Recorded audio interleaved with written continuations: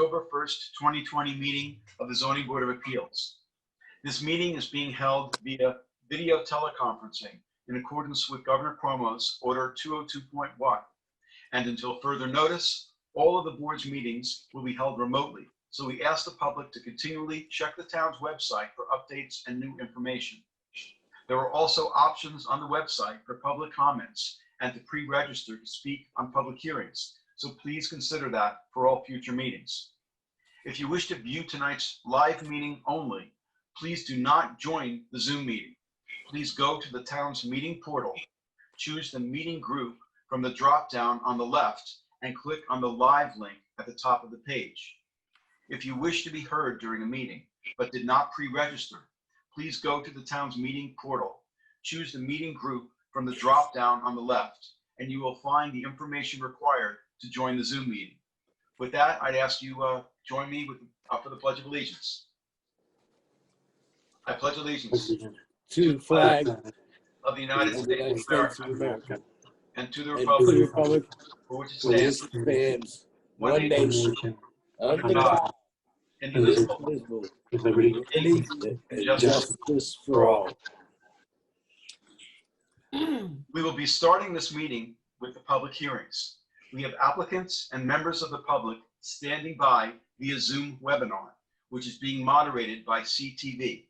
Charles Certain will mute the speakers until it is their time to give testimony before the board. Please be patient. If you find that you are having difficulties accessing the hearings, please visit the town clerk's meeting portal and click on the instructions link.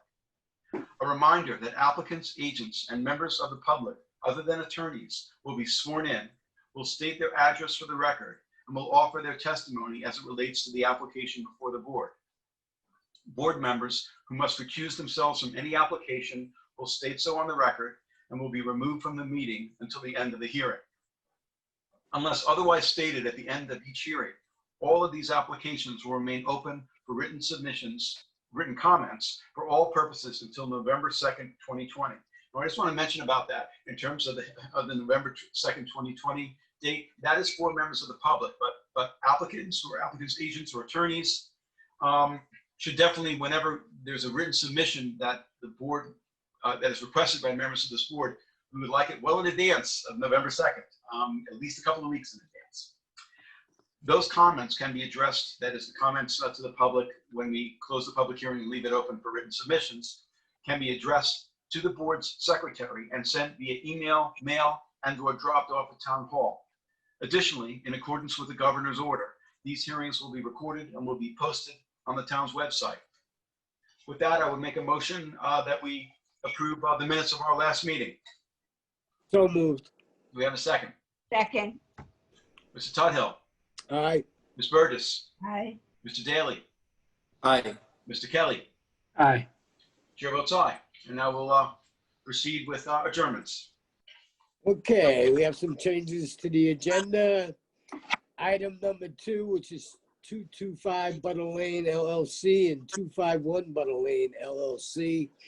Suffolk County Tax Map 900-52-1-36.15 and 36.13. That's going to be re-advertised for our 10:15 meeting. Okay. We don't have to vote on it because it's a No. reality. Yeah. Gotcha. And then item 4 is Lisa Puralini, 17B Sunning Hill Road in North Sea, Suffolk County Tax Map 900-45-2-58.3. That's going to be re-advertised for our 10:15 meeting. And then on the decision calendar, the following decisions are going to be held over to our next meeting, which is 10:15. That's 1206 Flying Point Road, LLC. Almonds, LLC. Joseph M. Citrone. Donald T. Witkowski. Heidi R. Joe and Glenn Steigelman, and Edward Zaplinski, and Christopher Norwood. So I move that all those decisions are put off to our next meeting, which is 10:15. Do we have a second? Second. All in favor? Aye. Opposed? And then also on the decision calendar, we have KAARP Management Group LLC. That application has been withdrawn. Okay, going back to the beginning of the agenda. Item 1 on the agenda is 2266 Montauk LLC, Bridgehampton, Suffolk County Tax Map 900-69-2-17.7. This is 2252 Montauk Highway. Applicant requests relief from the following provisions of the town code. 1, 330-34, Business Districts Table of Dimensional Regulations for a principal front yard setback of 27 feet from the southerly property line, Montauk Highway, where 30 feet is required for a proposed 2-story building, restaurant on the first floor, and 4 residential senior apartments on the second floor.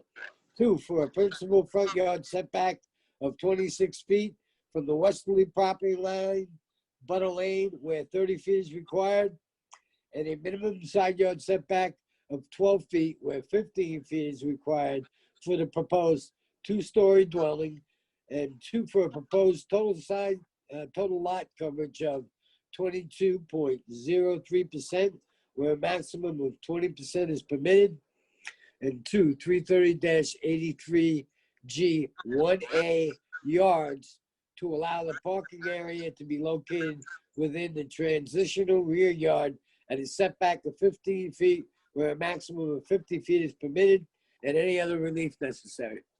Board has jurisdiction. You have a name on that one?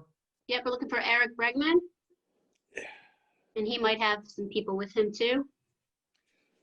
We bringing Herbie Phillips in just for this one, coming back or what? Wish we could. Sorry about that. I just thought of that today. I'm sorry.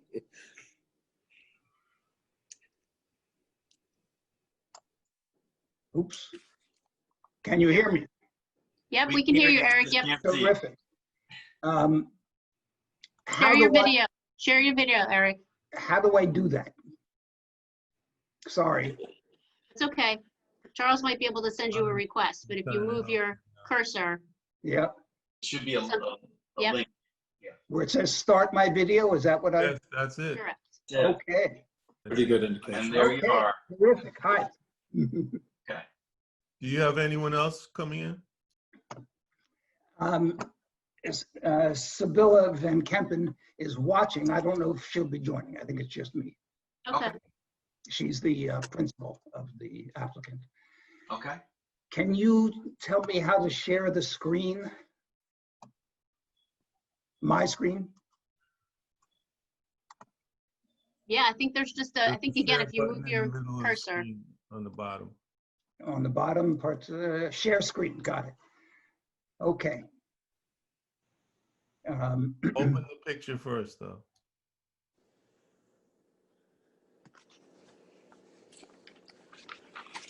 Sorry, this is the first time I've done a share screen. I apologize. Take your time, brother. Candace can share the survey, Eric. Do you have something else you want to share? Yes, Okay. the survey is hard to see, but share. Okay, I have. Yep. uh, We see it. Okay, great. Yep. Let me start with the site plan, if I may. This is the site plan, Montauk Highway, Butter Lane on the left. Let me make this slightly smaller so you can see it better. This is the building in front. It contains a cafe, restaurant on the first floor, and 4 senior affordable apartments on the second floor. Back here in the back is a single-family residence. The concept here is that there would be a one-way incoming cars, vehicles here in this direction. There's shared parking and access with the Bridgehampton Inn and the cookware store that is over here on the to the right, to the east of the project. And the cars would come in this way and go out that way. On Butter Lane, it's both in and out, but it's only in on from Montauk Highway. And and this is actually narrowed down so that it will be very difficult to go both ways. The variances are shown on, this is the last page in the package that you have. It's a blow up of part of the survey. And you can see in the front, there are 3 very small variances, front yard setbacks. They're highlighted. One is 10 feet, one is 25 feet, one is 8 feet. The reason for these is to coordinate and make it harmonious with the Bridgehampton Inn and the cookware store, which are next door. And you can see that very quickly in the renderings. This at the top is looking from Montauk Highway. This is the inn over here. This is the cookware store. And this is the restaurant and affordable housing. If we go back to the survey, you see these are teeny tiny variances. The other variances are on the single family residence in the back. There are these 2 little porches, covered porches here and here on the east and west. The one on the west is 74 square feet, and the one on the east, 44 square feet. You see it's 12 feet as opposed to 15 feet, and the one on the west is 26 feet as opposed to 30 feet. You can see the dimensions on the survey. The third variance is that the total coverage of all of these buildings is a couple of percent higher. As Ms. Tuthill read, it's 22% instead of 20%, 22.4% instead of 20%. In the back, you see there's a porch share right here and a covered porch leading up to it. If those 2 things were taken away, you'd be back almost at exact coverage. And if you took those away and one of the porches down here on the restaurant, you would get to 1,100 square feet. These 2 in the back are about 1,000 square feet together. And I'm just going through them and then go back over the rationale, if that's okay. The setback here is 15 feet. And I thought it was 20 feet, but there's some issue about whether it's 20, 50, doesn't matter. The setback would be 15 feet here for the park. They are, as you can see from the back here, the parking is separated from the building in the lot to the north by 72 square feet, 57 feet from the property line, and the building to the east, 79 feet from the parking lot, 66 feet from the property line. So let me go back about the rationale. These, the front variances, front yard variances, really you can see how it makes it all harmonious and consistent with the inn and the cookware shop. If you go, and that's really the basis for it. If you go to the standard benefit and burden, the benefit is great. It works. It just works very well. And there is no downside or burden on anybody from that. And it's also, I wanted to stress, you can see there is a 20-foot setback over here on the cookware store. It's the same distance back, sort of north-south, but it's the restaurant or the cafe is 27 feet, where this is 20 feet because it's on an angle. The highway's on an angle. You granted, or this board granted, this 20-foot setback where 30 was required here. So this lines up as again, just very quickly, you can see from the rendering how well it lines up. And if you do the balancing, it's really very, very one-sided. It's all benefit and no detriment.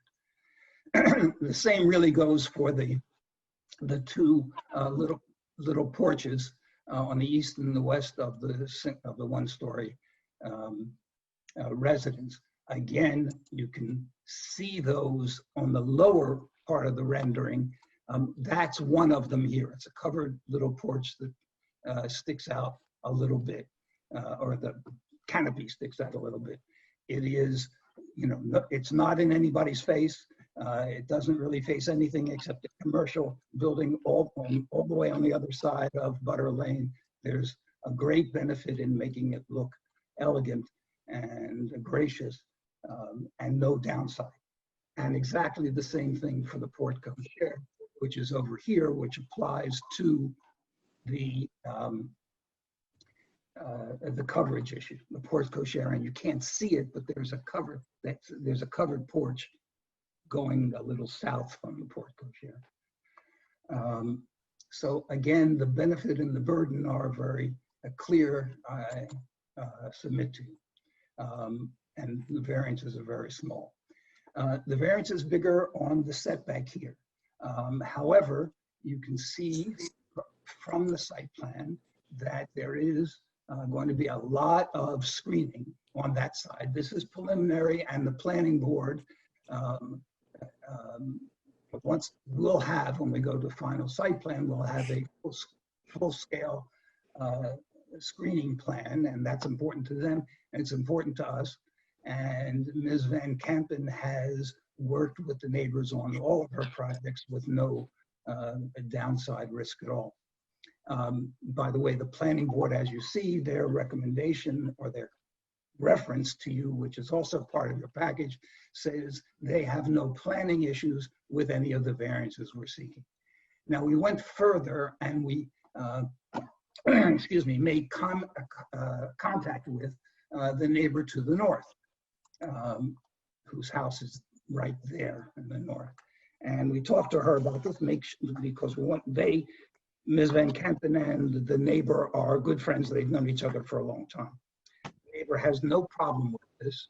We made an understanding with them that we would have mature trees at least 6 to 8 feet in the back. They're screening it. And that we would run the properties on the same basis as the inn is now run in terms of timing.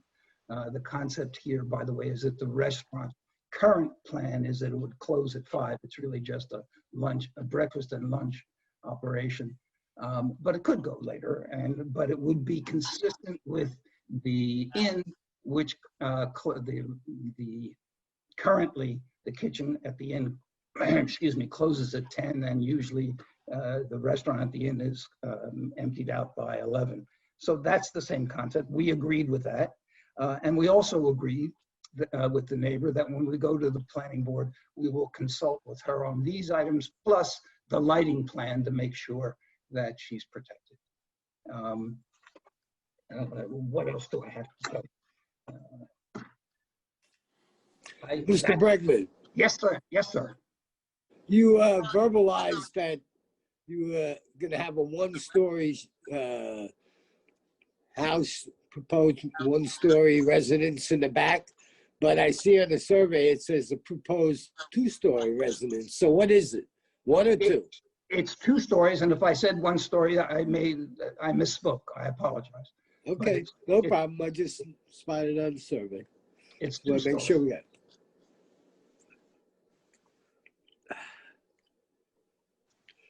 And Eric, there were just a couple of things I wanted to ask you.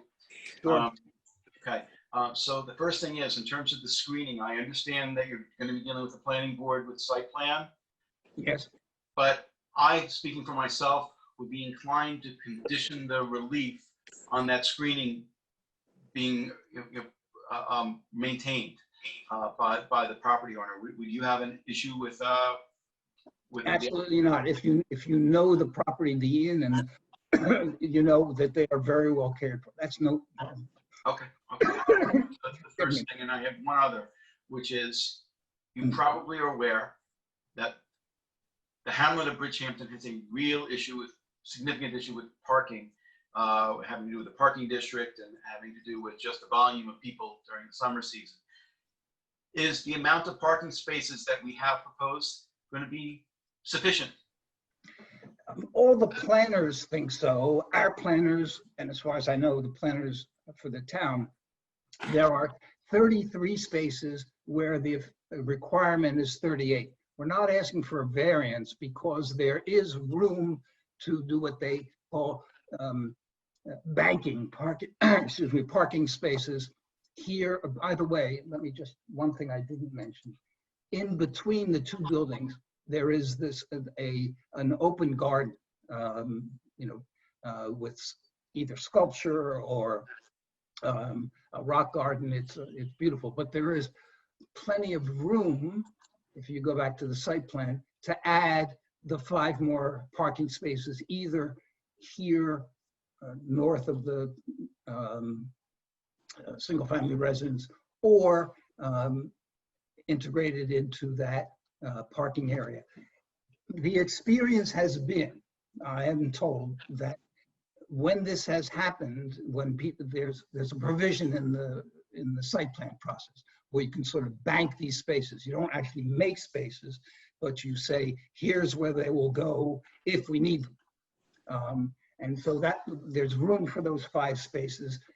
We're doing it that way rather than a variance, so that the spaces will be there if needed, Mr. Adam, as opposed to asking you for a variance. The planners tell me that when site plans have, many site plans have done things like this, and they almost never have to call on those spaces. So the answer is, and again, you understand that there is shared parking and shared access with next door. These things operate at different times. The restaurant at the moment is late. Dinner time is the focus. The cafe will be lunch and early dinner at the most. The idea is to close around 5 or 6. But even if that's not true, there's plenty of room for the parking, and we will have available those extra 5 spaces if it turns out they're needed. And we're not doing anything in terms of limiting the hours of operation of and any of the businesses that are going to be on this site and the adjacent site. So No. I suppose it could change. Right.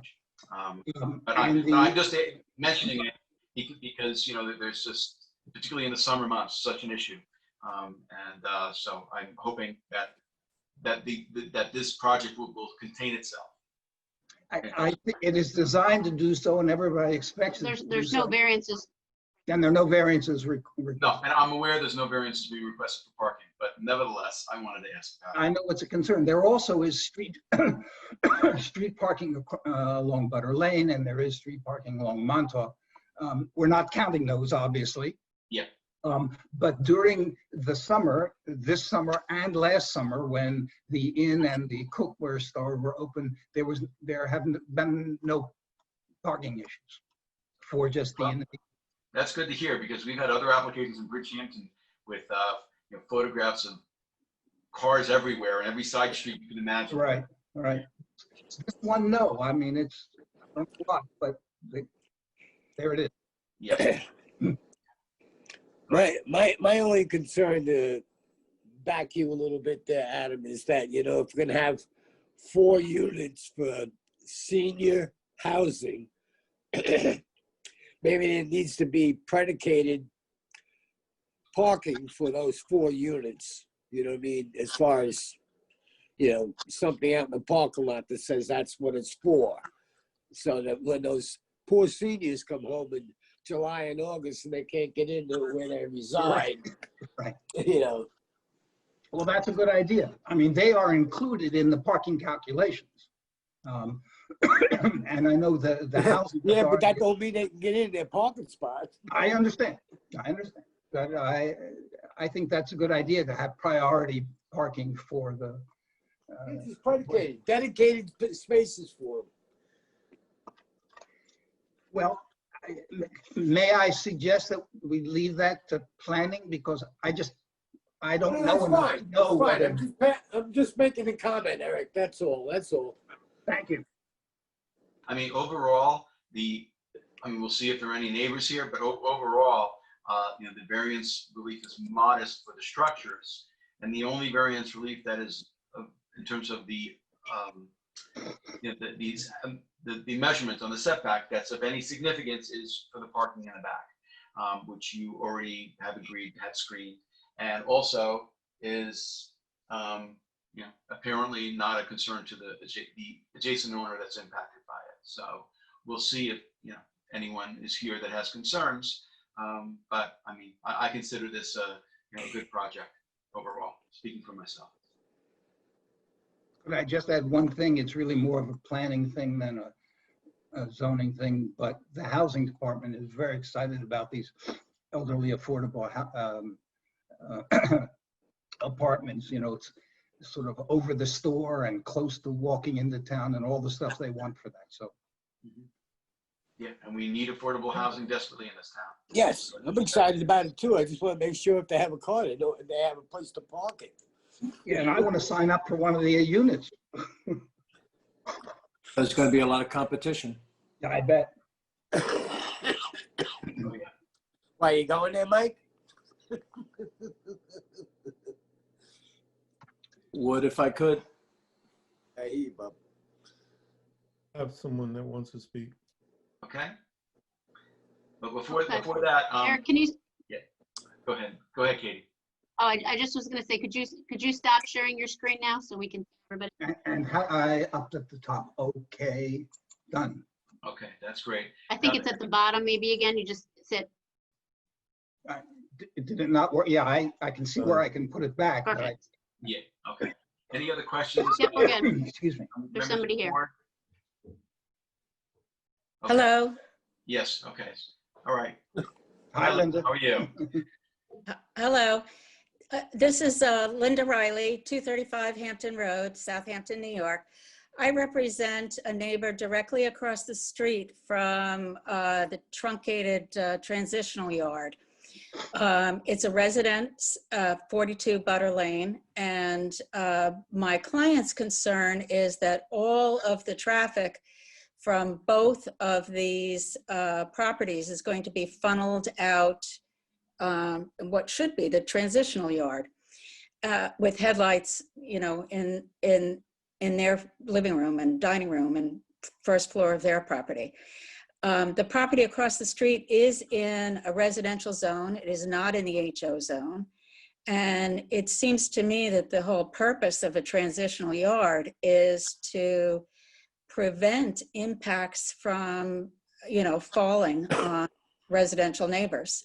So no one contacted my client about this, but they are concerned about the foreshortening of the transitional yard, because it means that all of the traffic is being dumped down to Butter Lane, across the street from their house. And part of the concern, this relates to the transitional yard, but also to lot coverage. If that one family house, which is very interesting in the renderings that he submitted to the board, you'll see in the one family house in the window of every first floor window on that one family house, there's a different chef standing there with a toque blanche on. And it just doesn't seem like it's really a one family house.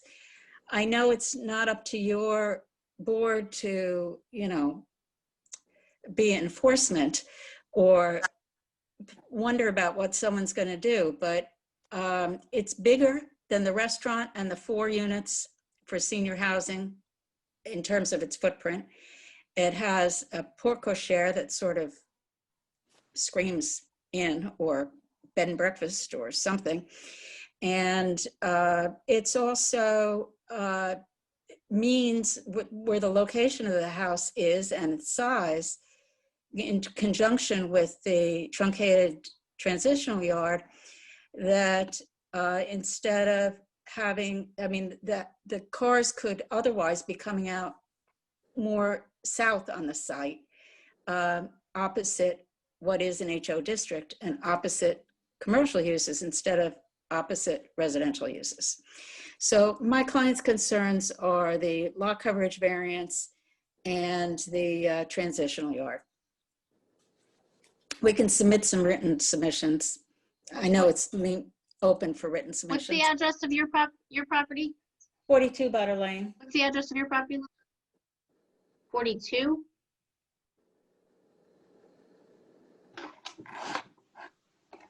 What, is somebody else here? That's across the street, right? Across the street, yeah, on the other side of, Butter Lane on the, Yeah. yeah, to the west. So, yeah, so the concern is the impact of traffic. And I'm, thinking that may be more planning than us in terms Well, of address that issue. okay, we will do that, but once you grant them a variance for a transitional yard, it gets to be, a different, they're going to tend to treat it like that is But the transitional yard, but the I transitional don't yard, understand how the transitional yard affects your client, though. because Go ahead. go ahead, because it allows the parking and the exit to be where it is. It could be further to the south if it's a full transitional yard were employed. So you'd like it to be like, for example, where the proposed rock garden is in between the buildings? The exit? Yeah. Yeah, sure, because that would be opposite a bus garage and some HO uses. Okay. You grant these variances and, I just want to express our concern. Yeah. If it is, I'm going to appear at the planning board, but we weren't given a notice because it's not required of the preliminary site plan review. So the planning board hasn't heard our concerns yet. Okay. Yeah. Chairman, have we referred this to the planning board for any comment to the zoning board at all? Yes, and we'll be coordinating secra as well. There is, if I may, there is a report in the package from the planning board, a reference to. Right, but none of the neighbors, and there was lots of testimony, because I listened to it, about from the planning board preliminary site plan hearing, about how the neighbor to the north has no objections, but no consideration was given to the residential neighbors directly across the street from the exit and the transitional yard in the residential zone. So it is worth mentioning. Yeah. And the other thing, I'm just looking at the survey about this switching it, and I'm not advocating one way or another. I'm just, kind of giving you my observations. There are a bunch of leaching dry wells and what looks like leaching pools. And part of the septic system is in that area where the proposed rock garden is. So I don't know whether it would need to be But relocated. you could also reduce the size of that house, quote unquote, the house. Doesn't look like a house. I don't know who is going to live there on top of a parking lot, but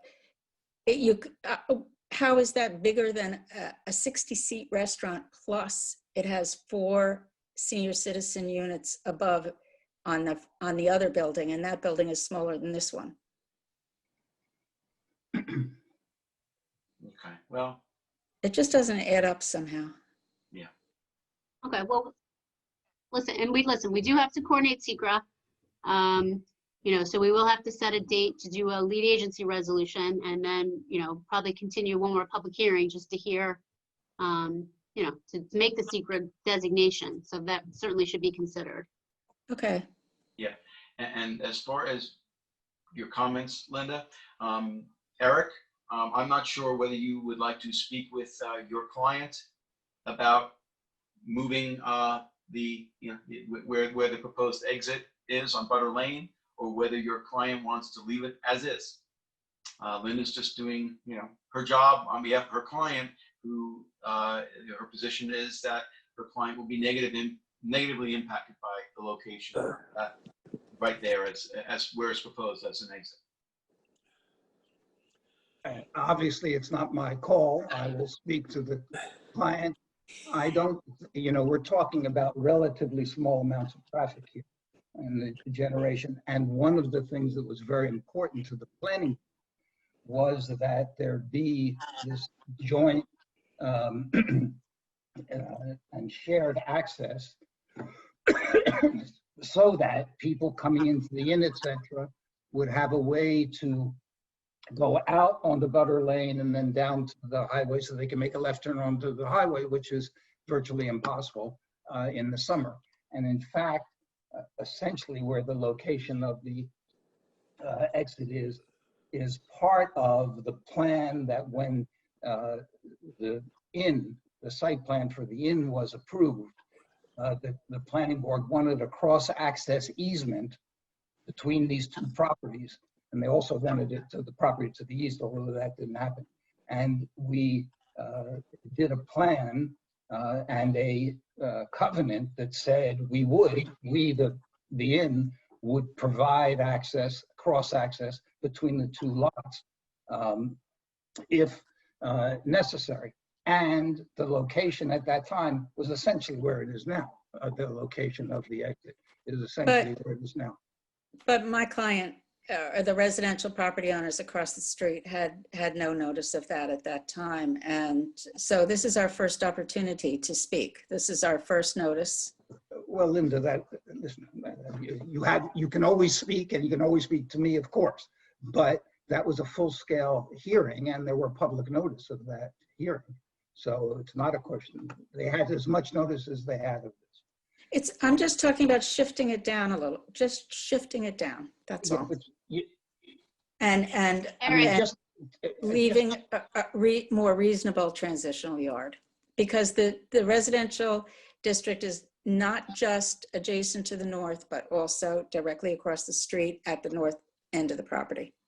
Okay, so what this boils down to, and we're coming back so you consider what this boils down to, I don't know whether moving that the residents south, if you will, into and using up half of the garden or more of it would, you can just look at the survey. And if you moved it halfway down the entrance, and if you made it, you couldn't make it 50 feet, it would be impossible. And if you moved it down and cut off some of it, the exit would be 50 feet south. It would be still in front of your house. I mean, it doesn't change anything. Actually, it wouldn't be in front of the house then. Well, it's in front of, so it would be 20 feet south of the house. I mean, it's not, if you're talking about, I mean, this is really. We're talking about headlights coming out at night. Yeah, yeah. If you're. Okay, let's listen. This is coming back. Adam, I think you should see if there's anybody else, and then we should set a date to do, coordinate, do a lead agency. Yeah, that's fine. And Linda and Eric I encourage you to, continue having a dialogue about this. Okay. Isn't a bad idea. Always my pleasure to speak with Linda. Okay, is there anyone else who is waiting to be heard on Zoom in connection with this application, which is the application of 2266 Montauk LLC? Yes. Or 2252 Montauk Highway in Perchance? Yes. Good evening, Chairman, members of the board. Yep. Judy Simoncic. Hi, Judy. We just need to be able to see you. Can you, if you Oh, sure. possible, Let me see. set the, Okay. click on video. Hold Start on. video. There we go. Okay. Okay. Good evening. Good evening. I just have to swear you in unless you're an attorney.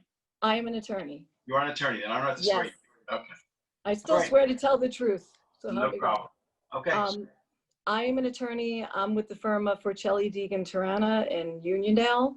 I'm here tonight on behalf of the owner of 41 Butter Lane. They live directly to the north of this property. And we echo the concerns of Linda Riley and her client with respect to the transitional yard. Of course, we would prefer the yard to comply with the 20 feet. But if the board is inclined to grant the transitional yard, we would ask that, as you indicated earlier, that a condition of the approval be that the transitional yard be heavily landscaped with a minimum of 6 to 8 foot trees, which Mr. Bregman has already agreed that his client would do, and that they be spaced in a manner that would truly screen my client's property from the activities of the new expanded Bridgehampton Inn property. So that's the first issue we'd be looking for the board to impose on this. Yeah, and which I already had mentioned, actually, that we want to have at least I suggest we have a condition doing just what you're talking about.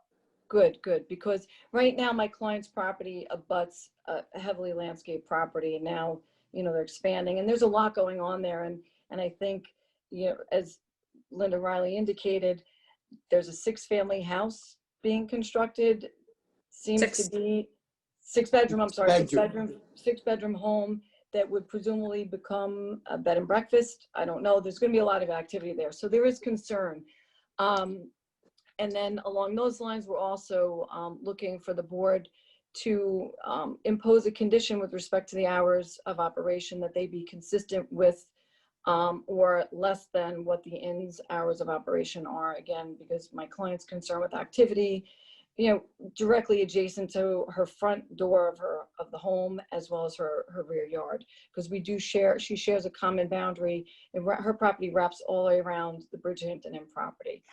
And finally, we would also like to be consulted with respect to lighting, and I know that's a planning issue, and we will appear at the planning board with respect to lighting, but Mr. Bregman has agreed to all of these items on behalf of his client, and we just wanted to put it on the record before the board. And we did reach out to Mr. Bregman when we got the notice of this hearing, and his client and my client have always had very good relations, and we're confident that these representations will in fact come to fruition if the board is inclined to approve the application.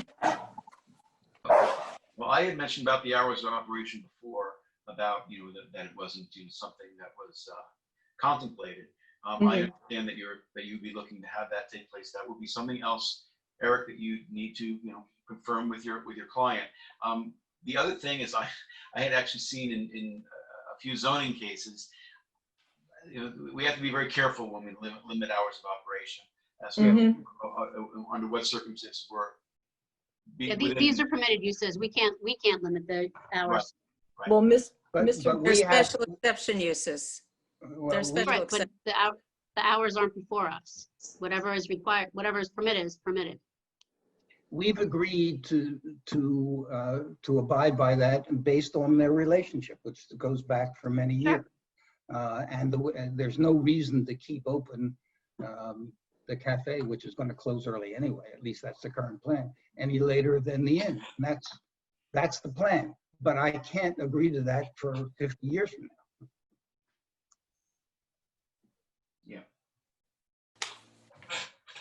Well, I think that is something that's very important to my client, because in the future, what could become of this 6-bedroom residence that's closest to my client's property could operate till all hours of the night if it's a bed and breakfast. You know, that's a concern, and we would want a voluntary covenant then from the applicant's attorney that, you know, they would abide by that, and he's already indicated that he would. So I would ask that the board consider that, and that, you know, if they want the support of my client, we really would need assurances, because you're reducing a transitional yard by 5 feet. That's a substantial reduction, and that could have a very significant impact on my client if this property is permitted to operate to, you know, 12 o'clock at night. They're adjacent to a residence, so we would look for that commitment, and Mr. Bregman indicated he would give my client that commitment earlier today. I did, and I stand by it. Yeah. So, and I encourage much like I mentioned with Linda and Eric, Judy, that you and Eric and Linda, all of you have further discussions about these issues. But I do think our board hasn't. I think we're on shaky ground with permitted use, trying to limit hours of operation in our decision. That doesn't stop the property owner and the neighbors from entering into whatever agreement you want to enter into. Okay. Yeah. So anyway, those are my thoughts. Anything else? And any other questions? Yeah, Mr. Bregman, you included in your package a floor plan of the Loaves and Fishes Cafe and the apartments, but there's not a floor plan of the proposed single-family residence. Would you mind providing that? Not at all. It's more in flux than the restaurant and the apartments. Okay. But I will supply what they're, as far as it has gotten. Oh, thank you. Any other questions? Is there anyone else who is waiting to be heard on Zoom in connection with this application, which is 2266 Montauk? I see no hands. No hands. Okay, so Brian has the lead on the application, but he's not here yet. We need time to coordinate SECRA. So this is going to be put over for all purposes. Katie, just the only thing I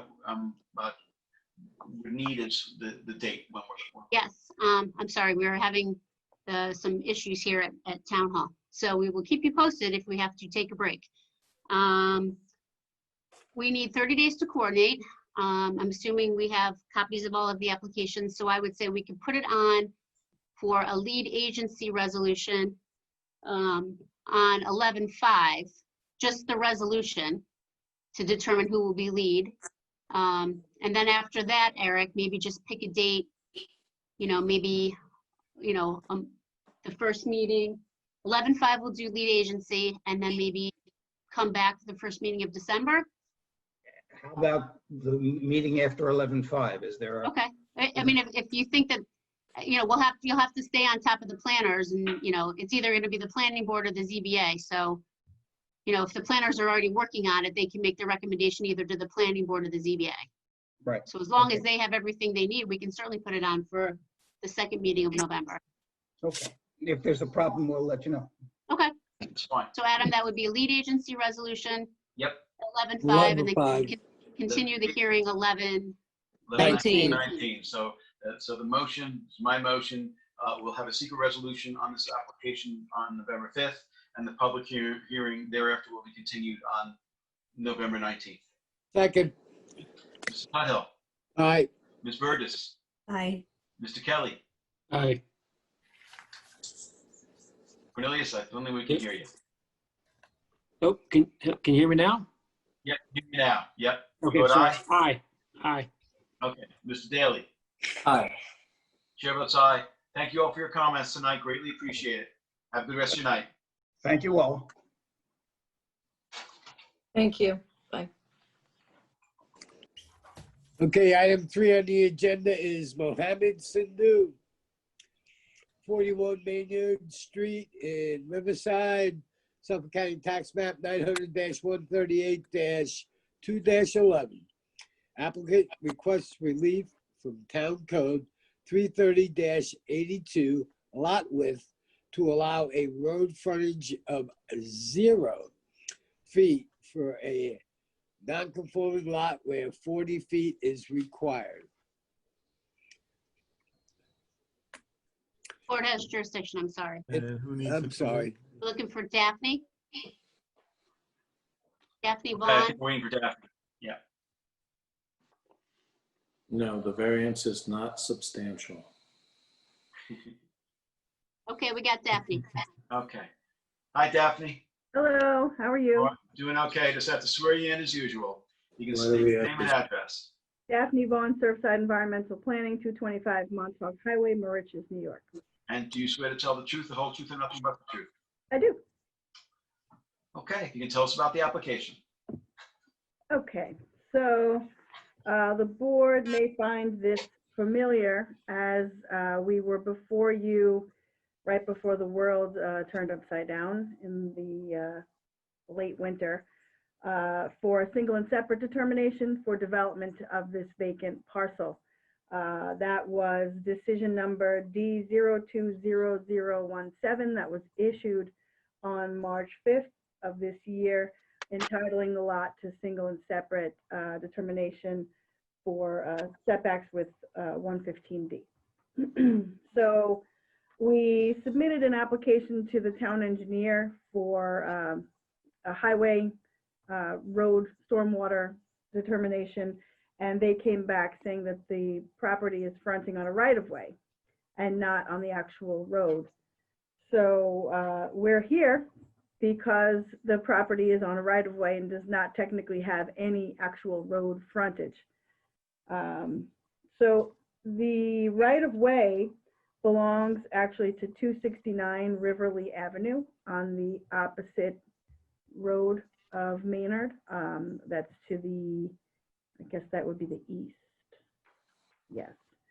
I provided in my application a historical deed for the subject property dating back to 1948, July 29th, 1948.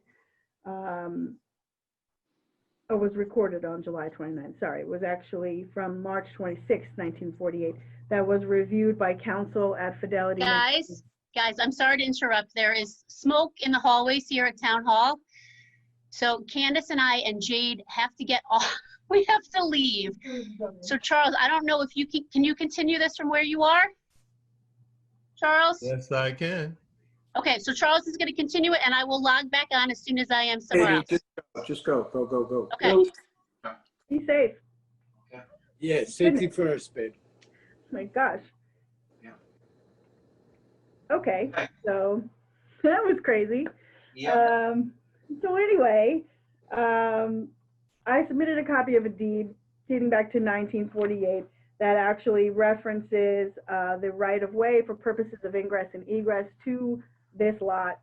I also submitted, I'm sorry, I don't have any of this stuff on my screen to share with you tonight. I wasn't thinking, but it should be in packets that were distributed to the board members. We submitted also a copy of the certificate of occupancy from 1987 for 269 Riverly Avenue. That there's a lot of stuff going on that property. There's actually a 2-story, 1-family dwelling, 1-story, 1-family dwelling, a concrete building for a laundry, detached 2-car garage, and a 1-car garage as well. And it was a pre-existing CO. The survey that's associated with that actually indicates the right-of-way with a 20-foot dirt road. That right-of-way is actually used to access not only this parcel, but 2 other parcels, both of which are already developed. This is the last lot on Maynard Avenue that is undeveloped. As I said, we were before you back in March for that single and separate that was granted. What we're proposing on here is a single-family residence with a detached garage. I think there's a porch on the house as well. All of it will comply with the 115D setbacks. So we are seeking variances from, I believe it's 330-5 definitions for the front lot line, because that states that it should be a street right-of-way line at the front of the lot. Since we're not fronting on a street, we're fronting on the right-of-way. So we need a variance from that, I've been told. But I did meet with Katie about this, just so I put that on the record. I had lengthy discussions with her a few times before I submitted this. We also need a variance from 330-11 for R15 zoning lot width, which requires 100 feet at the street. Subject parcel is 50 feet wide at the front lot line, but technically has 0 frontage on Maynard. We also need a lot width variance from 330-82, which is supposed to be 40 feet, and there's 0 again on actual Maynard because it's all fronting on the right of way. Daphne, I'm a little confused. Yes. Okay. Okay. So this was advertised for relief from 330-82 lot width to allow a road frontage of 0 feet where 40 feet is required. So you're mentioning additional relief. So you need a bunch of additional relief, it sounds like. Well, it's basically, this is what Katie had told me, and now she's of course in a fire alarm. So I can't have her address that, but she had said because the definition of front speaks to a road, that we would need you to state, I guess in the variance, that it would be from a right of way in lieu of a road, and then the yards, technically R15 requires us to have 50 feet on a road. We're not on a road. All of it is associated with the fact that we're not technically fronting on a road. Okay. Also, can I ask, Daphne, you referenced Maynard Avenue. Is that a different, or did you misspeak? It's Maynard Street. I'm sorry, that was an error. Okay, thanks. Just for the record, I want to make sure there's not Maynard Avenue that we're supposed to be paying attention to. No. So there is a document that was recorded in the Suffolk County Clerk's office a long time ago that grants this right of way. Yeah. My question about this is the right of way. Is there any Documentation of or it? issues with use of it with the neighbors? I wouldn't want that see that happen. No, I think part of the issue that the town engineer had is that since it's a right of way, I believe Maynard is also a private road.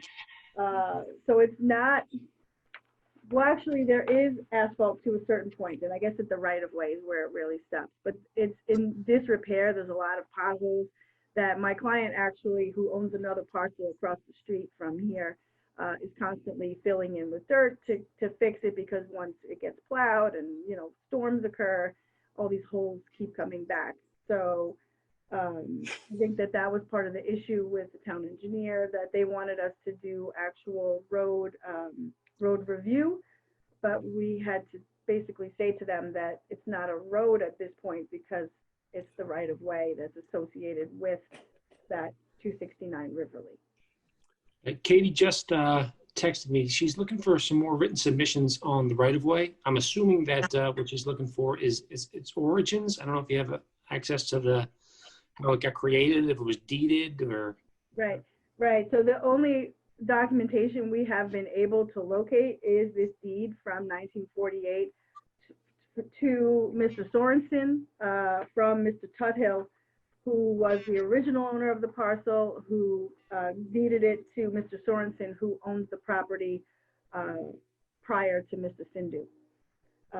We have tried to obtain any documentation with regard to this from deeds on 269 Riverly from the county clerk, and have been unable to locate anything. With the way things have been since the COVID shutdown, people are not able to physically go into the county center to do your own research. So we've been reliant on deed submission requests to the county clerk's office, and they are coming back saying they have no record of anything. So Do you have any record of, you mentioned a couple of names there, were they in the chain of title for the subject property that we're talking about, or are they in the chain of title for the right of way itself? No, those are for the subject parcel. Gotcha. Are you able to locate who owns the right of way? Were you able to find that out or no? Well, that would be the current owner of 269 Riverly, technically. I guess it was Tuthill originally, because Right, Tuthill is who's on the CO. It's Lulu Tuthill. Right. And that was a pre-existing CO issued in 1987. So, For the record, I'm not the Tuthill. so yeah, it went from Herbert Tuthill to Carl Sorensen in 1948. And this, like I said, this is a vacant parcel of land, as I had discussed with the single and separate hearing back in February, March. The parcel has been vacant for eternity, and it's the only vacant parcel on the road. And you're not able to locate any further documentation on the right of way itself.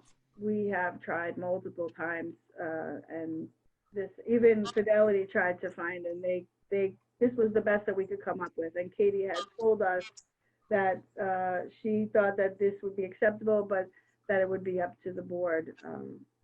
Yeah. And so we have a legal description in the right of way. It's in the package, but we don't have something like, a survey or a plan showing exactly where the right of way is. They put it on this survey, the applicant survey, but it's would be nice if we had more. I did submit the survey that's associated with the CO for the Riverly property, and it does show it shows the actual location of the right of way, that it goes beyond my client's parcel to the parcel next door, and there's 2 parcels across the way. Only one of them across the street needs to utilize that access. Okay. And the right of way document binds the current owner of the right of way and the adjacent properties, including the applicant's property that benefits from the right of way, I presume. That has been the determination of the title company and attorneys who had worked on the sale of the property. Yeah. Okay. One other question: have you compared the legal description on the right of way with the map or survey that you referred to? Is it consistent? Are you talking about with the map for the CO of the right of way parcel? Yes.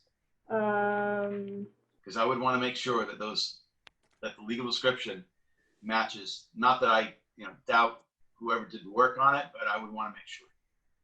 Well, the deed that I submitted does not. Well, it shows the meets and bounds of the parcel. It doesn't actually designate the meets and bounds of the right of way. It just says together with the right of way for the purposes of ingress and egress.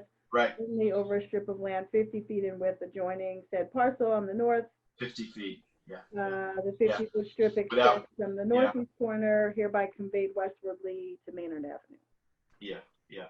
Okay. No, and I'm looking at it, and well, it sure would be nice if they actually gave an actual meets and bounds description, and they don't. It was 40, so who knows? Well, it was done a long, long time ago. Right. But still, not as clear as it should be. Daphne, I have one more question, just to confirm. If this was a public road, if we weren't talking about right of way, we're talking about public road, you wouldn't need any variances of any of the ones you mentioned? No, not at all, because we would have road frontage, even though we don't have adequate lot width technically for R15. The single and separate determination that was issued by this board would grant us the ability to develop the property. Gotcha. Okay. Well, I think we're going to have to rely upon Katie to, guide us as to whether what we have is sufficient on the right of way. Yeah. Unless, Daphne, there's anything else, and it sounds like there just isn't. I don't even know where to go if I've exhausted the avenues that I know of. Yeah. No, and this is a big deal because if you have a landlocked parcel and you don't have access to a roadway, you can't use it. So the property owner is in quite a bind unless this is resolved. Right. So the only things that I can say is that he's not the sole person who would be utilizing this right away. There are 2 people, and the Sorensen house next door has been there for quite, I think since the 40s, because Sorensen has been involved on this street for quite some time. Is it a dirt road where the right of way is? All right. Yes, and I think on our survey, it actually shows the edge of pavement is actually a tiny corner of it is within this right of way. Yeah. Okay. Well, we just have to figure out whether what you have is enough. Okay. And so I'm going to rely upon Katie to make to advise us on that. Okay. It's very hard for without a legal description in the right of way document, it's really very hard to know for sure where it is, and that is a concern. I understand. Yep. Okay. Also, the relief, the additional relief that you mentioned is that might be necessary. I guess we would be dealing with that through any other relief necessary if it's. Yeah, if it's necessary. if needed. I assume that the building department is who reviewed this and that they're the ones who stated the 82 being the only one. I'm not sure. I don't know. I didn't receive any correspondence from the building department on this. Yeah. Okay. All right. Any other questions from members of the board? Is there anyone from the public who is waiting to be heard on Zoom in connection with this application, which is the application of Sindhu for 41 Maynard Street in Riverside? I see no hands. Okay. Well, if not, it had been Jason's. I'll make the motion though.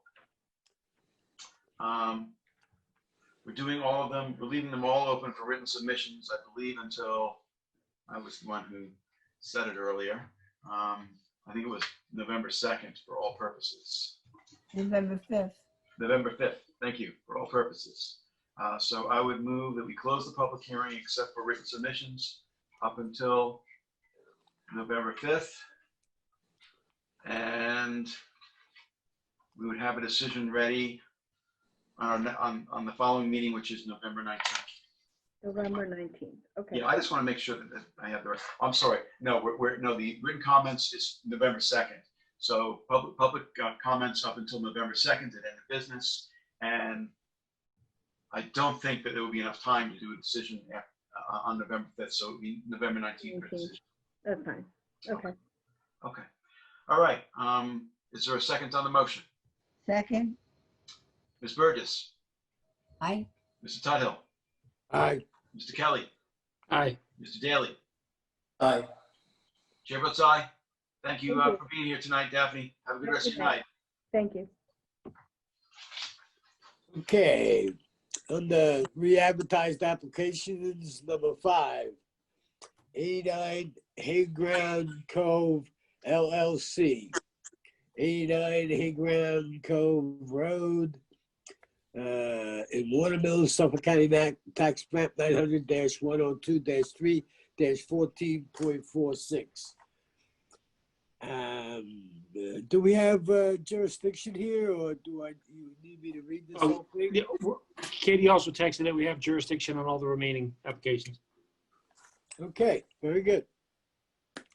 Hi, board members. Hi, Liz. How are you? Good, how are you? Good evening, board Good. members. Liz Vale, Farrell Fritz, 50 Station Road, Watermill, on behalf of the applicant, 89 Hayground Cove LLC. The subject property is located at 89 Hayground Cove Road in Watermill. It's comprised of 88,176 square feet in the R80 zoning district. And we're seeking variances to establish a carriage house above an existing 4-car garage on the property. May I share my screen, please? Sure. Thanks. Okay. So let me just bring this up. Let's see.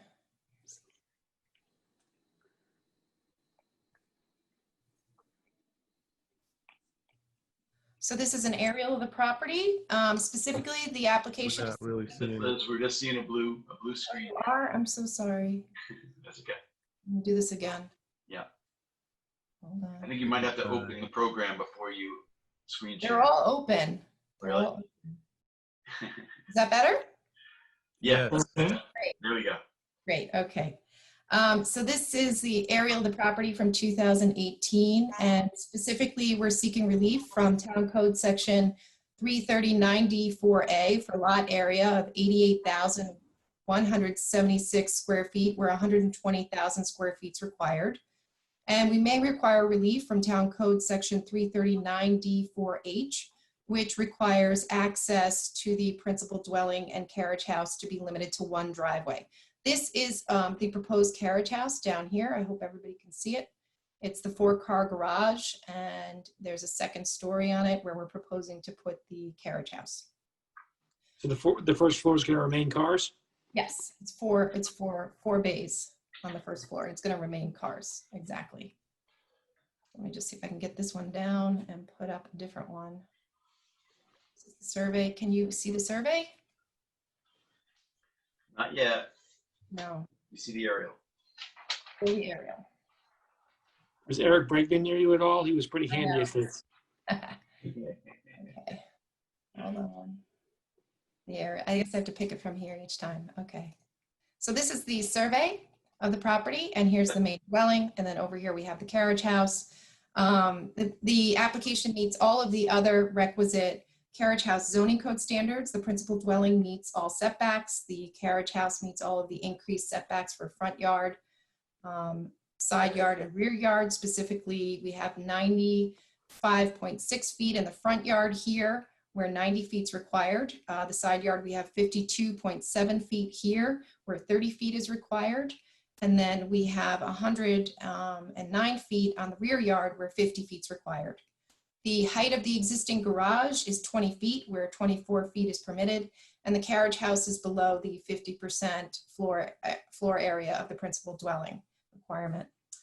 Finally, we'll be transferring a Pine Barren credit to the property in compliance with the code. Let's see if I can get my neighborhood aerial.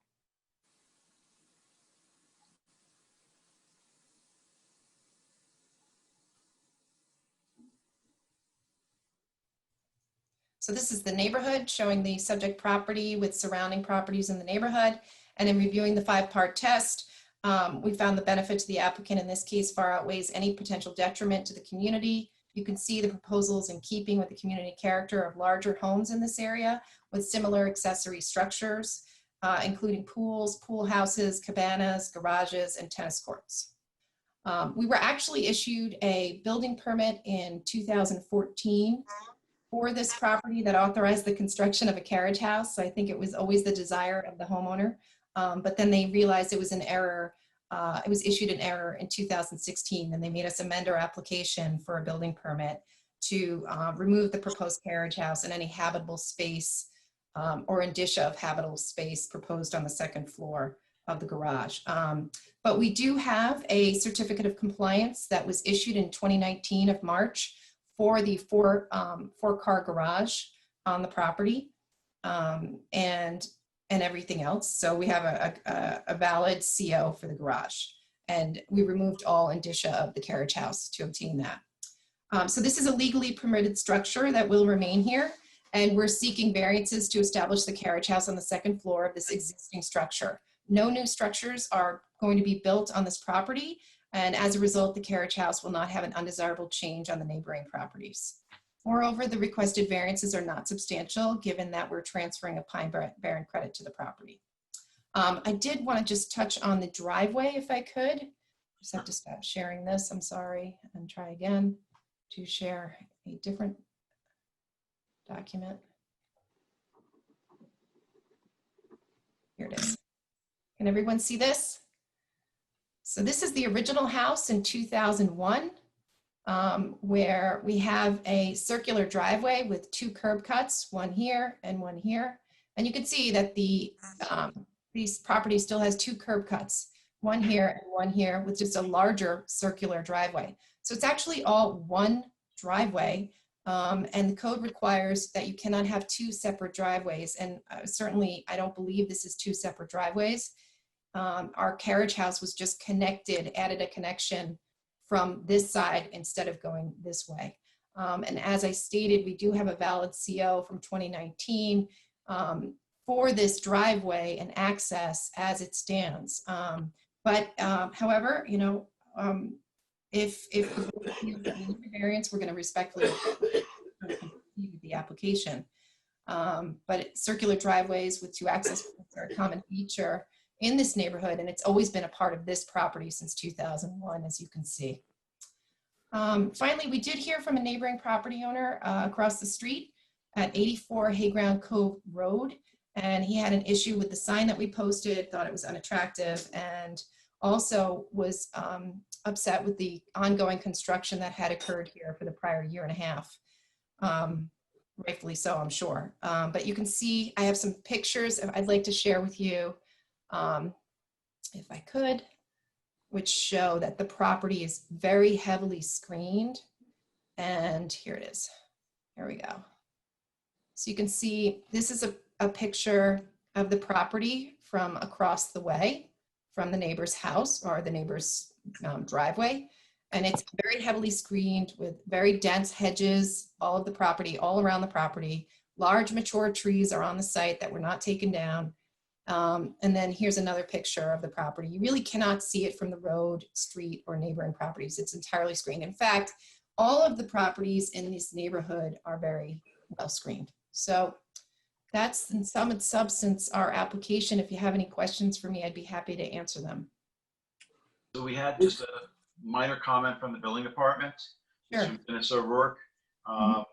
So his comment was the floor plans of the carriage house shall be revised to reflect each area respectively in accordance with the provisions of Town Code 330-5 definitions dwelling, one family detached. Okay. So if you maybe want to reach out to Dennis about whatever he needs to be satisfied with the floor plans. Sure, we're happy to do that. Okay. Have you heard from any of the other neighbors? No, we haven't. I don't know if anyone's here tonight or if I can answer any questions. For Yeah, and the adjacent property owner, Brett Graham, did submit an email to us as well. So, and I think he said he was going to try to attend tonight. So, okay. So we'll He spoke find to out. David, not me, but I'm happy to answer any questions he might have. Okay, all right. How many bedrooms is in the carriage house? Would be in the carriage house? I actually don't, I didn't look. I'd have to check. I can check. Okay. We did submit floor plans, but I didn't have them. I only focused on sharing my screen so diligently. But I can take a look. You did better than David Gilmartin ever does screen sharing, I must say. Learning new skills with all this going on. Yeah. All of us. Yeah, and the thing about the driveway, I mean, I'm perfectly fine with what's there. I mean, they can, I don't know if the building department, for whatever reason, is interpreting that as being two driveways. It doesn't appear to be two driveways to me, but what do I know? Thank you.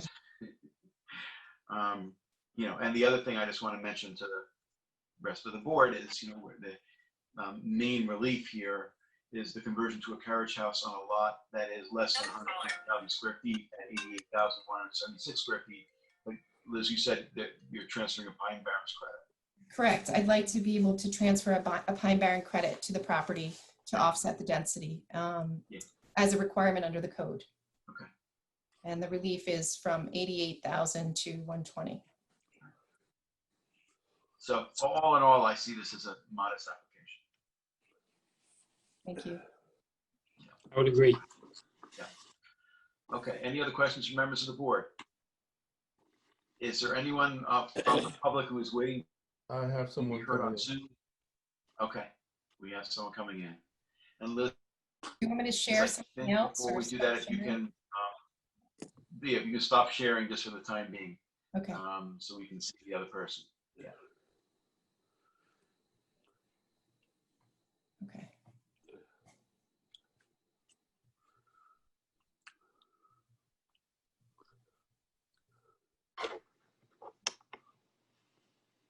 Katie, you're back. I'm back. The fire department kicked everybody out of town hall. They're looking to see what it was. They don't know what it was. Okay. There's smoke everywhere. Wow. So something happened. I got some serious light going on here. Let me fix this. Mr. Attorney, would you take off your mute? Good, thank you. Yes. I don't know who between the two of you would like to go first, Kevin or Brett. This is Brett. Why don't I go first? No problem, Brett. Unless you're an attorney, I just have to swear you in. I am not an attorney. Okay, so you can state your name and address. Brett Graham, 84 Hayground Cove Road, Watermill, New York. And do you swear to tell the truth, the whole truth, and nothing but the truth? I do. Okay, so we got your email, but you not tell us your concerns about the application. Yes. So to begin with, what the pictures you saw were the pictures as the property exists today, with the dense coverage from the street.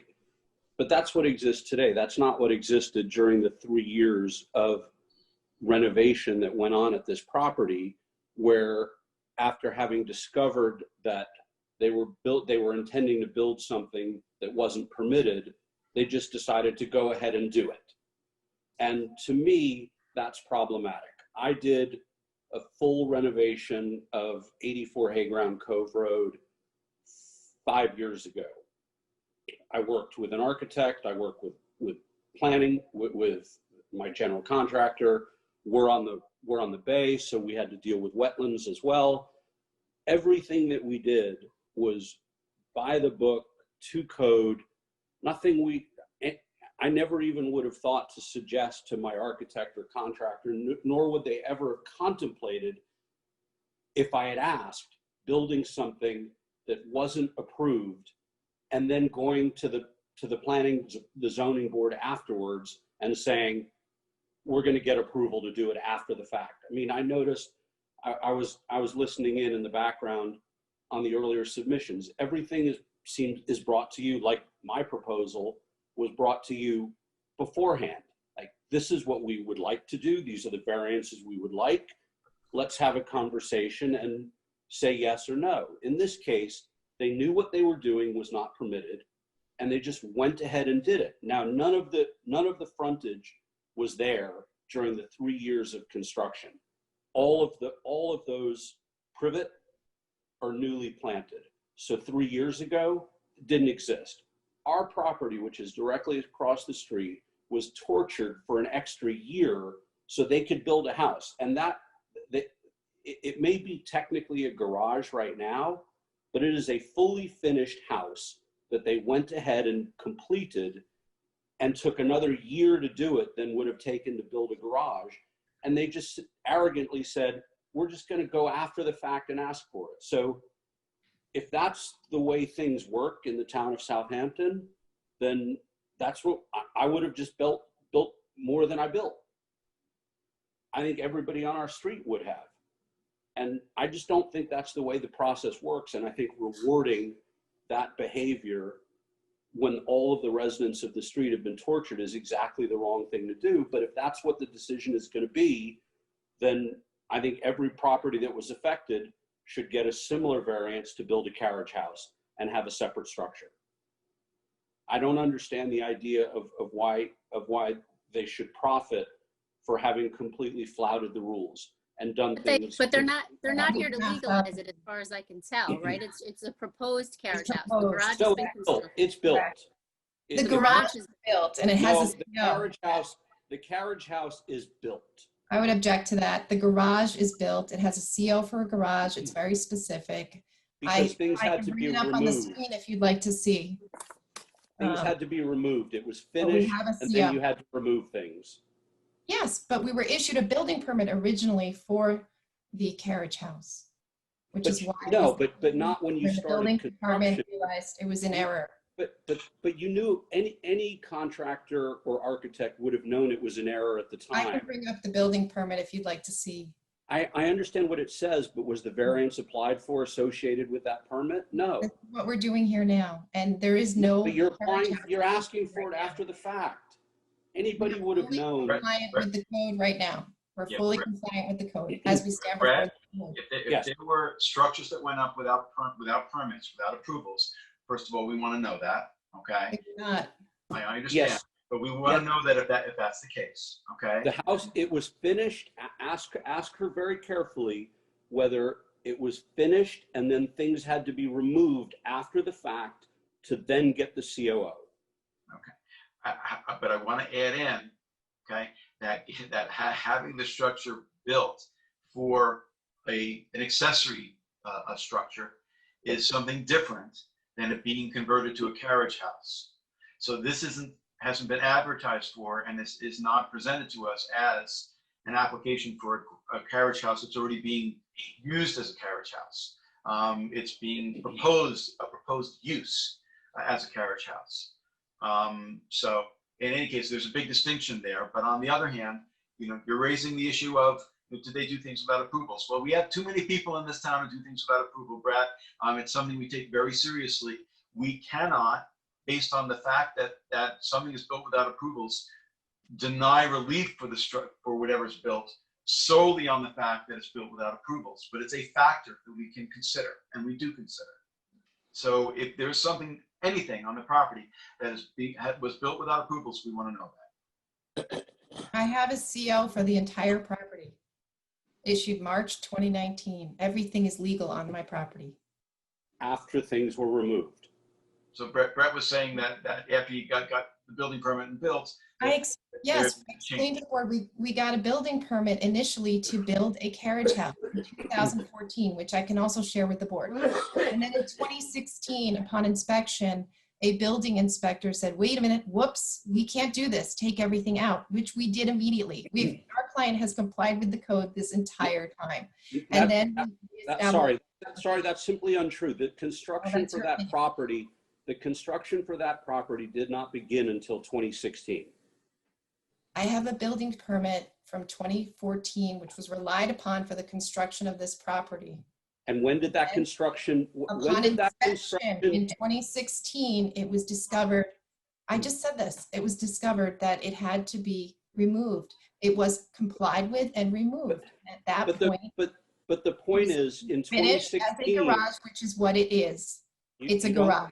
You don't want to let me speak because you know No, that. I do. Go ahead. Okay. Character.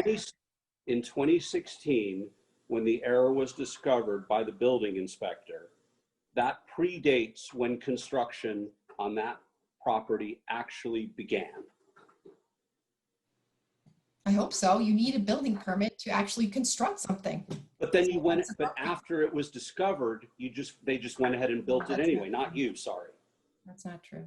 Well, it is true because the renovation didn't begin till after 2016 and the error was discovered before. Violations at all. I'm sorry, but I'm not. I would have a violation. I do not have any violations. I comply with the code. Because you couldn't get the COO until you fully built it as a carriage house and then removed things to downgrade it to an additional structure. And meanwhile, the residents of the street, principally us who are directly across, had to put up with an extra. We didn't understand why it took 3 years to do what should have taken a year. And that's why, because you overbuilt and then had to reduce it. The structure is exactly the same footprint, the same size. The only addition of the carriage house will be is on the second story of an existing structure. Anything that was removed was just indicia of habitable space at the time it was required to be removed, which means that nothing construction-wise was changed on the property. All right, well, we have the objection on record. I think, I'm not sure we're going to make any progress here. So Brett, I just have one question for you. Do you oppose the application? Do you want us to deny the requested relief? I do, yes, thank you. Okay. And as I said in my note, and then I think I'm finished, is if it's going to be agreed, then I think every property that suffered should be granted a similar variance. Okay, well, you and all the adjacent property owners can feel free to make an application for whatever you like before our board at any time. I do appreciate that I well understand, but if we're asking for variance, if a variance is going to be granted for somebody who built something ahead of when they knew that they didn't have approval to do it, because construction at the entire renovation on that property post dates 2016. I understand that they had a 2014 erroneous approval to build a carriage house, but the renovation of that property took place from 2016 to 2019. So the error was discovered before they built that structure. Okay, well, one bedroom. If I could also answer board member Kelly's question. It's one bedroom. Sorry. Okay. All right. Thank you. And Brett, so you know the record, the public hearing is going to be left open for written submissions. So if there's anything you want to submit to us, an email, photographs, copies of building permits, anything at all to be able to document what you just outlined to us, you're going to be able to do so. And letters from other adjoining neighbors. Mm-hmm. Okay, and we'll read it. Okay. All right. Thank you. Okay, any other questions of Mr. Graham? Okay, if not, Mr. Tierney's waiting to be heard. Hello. Hello. Hello, everybody. I'm Kevin Tierney. Kevin, or if you're not, unless you're an attorney, I have to swear you in. Okay. You can state your name and address. Kevin Tierney, 122 Hayground Cove Road. And do you swear to tell the truth, the whole truth, and nothing but the truth? I swear to the whole truth, yes. Okay. And what would you like to tell us about the application? Well, I think we should consider the fact that there are covenants based on this development that dictate the size of the house, the size of the property, and the techniques used in the building, such as natural materials for the roofs and so forth. That I have not looked at the covenant, how it would relate to this particular situation. But there are some other things which come to my mind. One is that there is no hardship here at all to let us especially consider this application. The property, and it has been always zoned for one family and should remain so. To turn it into a two-family property could have huge consequences down the line and create a dangerous precedent in the neighborhood. Was to stop the current owner or later owner getting a further variance and selling this as a totally separate building. Well, what would stop them getting another variance is this board denying another variance. Well, I think we should, before we proceed, we should look into the covenants which govern the... And Kevin, let me talk to you a little bit about the covenants. So the covenants are a private agreement, a document that may bind a property, but a covenant is something that is not enforced by the Zoning Board of Appeals. You know where you go to enforce it? The Supreme Court. Not that I want to encourage litigation or to have you go there, but if you think the covenants are relevant to what has been built on the property, I would suggest you get copies of them and present them to Liz Vale. I think it's just basically comes down to this is zoned as a one-family plot and should remain so. Thank you. Okay. Well, and if you'd like to get a copy of the covenants and submit them to our board, you can do that, but we're not the enforcers of covenants. Okay. So you understand. Okay. Thank you. All right. Okay. So anything else you'd like to add? No, thank you. Okay. Well, appreciate your comments. Thanks. Liz, just want to give you just one more opportunity to be able to respond. Sure. I mean, I'm only asking for 2 variances. One is for the lot area. The other is for the driveway, which I don't even believe I need. We need all of the increased setbacks, as I stated and went through in my presentation, even more than the increased setbacks. The property is now, as he at least admitted, is heavily screened. It's not seen from the road. The structure is going to remain there no matter what. It's a matter of allowing the second story to be a carriage house, which this board has permitted numerous times. It's an existing structure. It was built with full approval. It has a CO from the building department as a 4-car garage. I don't know what else I can say, except that the variances, we're also bringing in the development right, the Pine Barren credit to offset any impact to density, which is the entire purpose of 339D4. So I just think it's not as a difficult application as the neighbor was suggesting. I feel like his main focus is being upset with the ongoing construction. I lived between 2 houses being constructed at the same time, and I feel his pain, but that's not what's before this board. Right. So Kevin mentioned about covenants on this property. So wanted to ask whether you have had a chance to review any covenants or any other restrictions on what can be built on this property. Obviously, if there are covenants that we have to comply with, we will be doing that. There's probably an old covenant from the 1984 subdivision of the property that created the property. I think it was lot 2 on the subdivision map of Hayground Cove. But that's all about subdividing the property and assigning R80 zoning, from what I recall. Okay. I haven't reviewed any private covenants with regard to roof and types of roofs, but I mean, I'm pretty sure we comply. Okay. Well, I think probably for your client, Regardless, it's not for this board to enforce a private covenant. Sorry. Absolutely. But still, I think. We will be made aware of it. We will double check and make sure. Absolutely. Yeah. And if there's an issue, then that would need to be addressed. But again, it's a private issue, not involving our board. Right. Okay. All right. Any Let's other move questions? on. I'm sorry. I said, let's move on. Yes, okay. Any other questions of members of the board? If not, is there anyone else who's waiting to be heard this evening on Zoom in connection with the application of 89 Hague Ground Cove LLC for 89 Hague Ground Cove Road Watermill? Okay. If not, Cornelius, it's yours. All right, move to close the public hearing for all purposes, leaving open for written submissions until November 2nd with a written decision on November 19th. Do we have a second? Second. Mr. Kelly, Aye. Ms. Burgess, Aye. Mr. Daly, Aye. Mr. Tudhill. Aye. Chair votes aye. Thank you all for your testimony tonight. Greatly appreciate it. Thank you, board members. Have a good evening.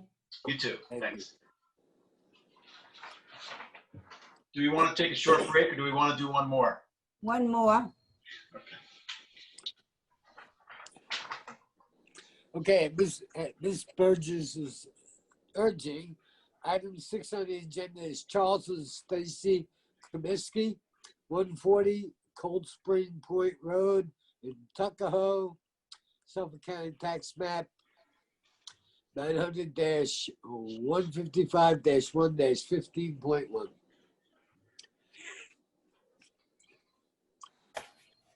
Is this a re-advertised? Do you have to read the whole thing, Keith? I don't have my agenda. It was re-advertised. It's a re-advertised. Yeah. Cornelius had told me priorly that you said that we have jurisdiction on all the re-advertised applications. That's true. That's true. I Okay. just thought that you had to read it in order for there to be jurisdiction. Well, if I do, I will read it. if I'd like you does to. Candace is not with us, but I think she would ask you to read it. All right, whatever you ladies like. Oh, she is with.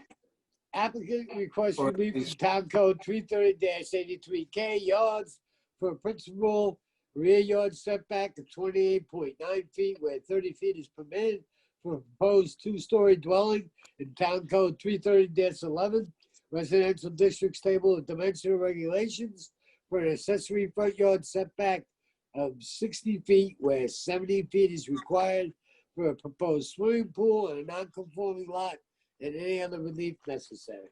Thank you. The board has jurisdiction. No, thank you. Good evening, Suzanne. You can state your name and address. Susanna Herman and Consultants, 1319 North Sea Road, Southampton. And do you swear to tell the truth, the whole truth, and nothing but the truth? I do. Okay, you can tell us about the application. Okay, so this is a project that's been going on a very long time. It started as an pre-existing house, a small house at 140 Cold Spring Pond Road. The homeowners wanted to reconstruct the house to conform with FEMA and to be larger and to put in a small pool.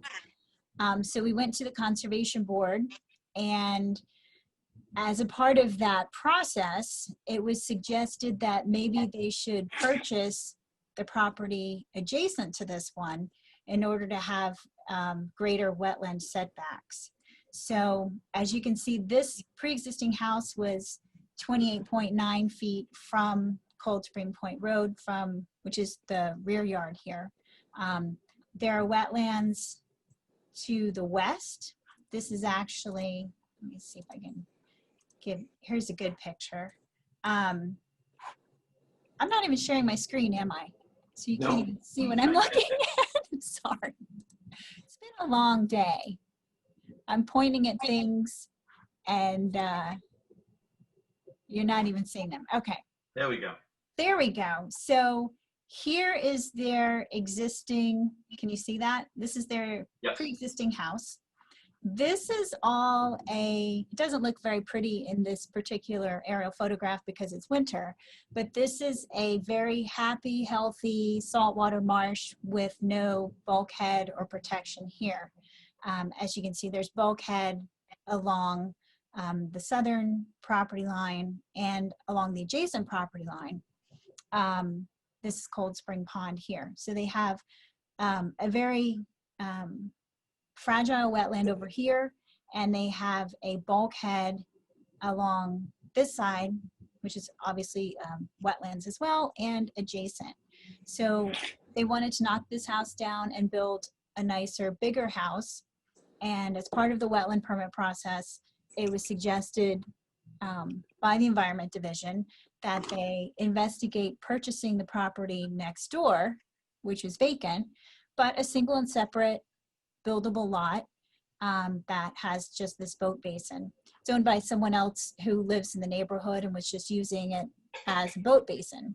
So as a result, in order to get a better wetland setback, they purchased this separate property.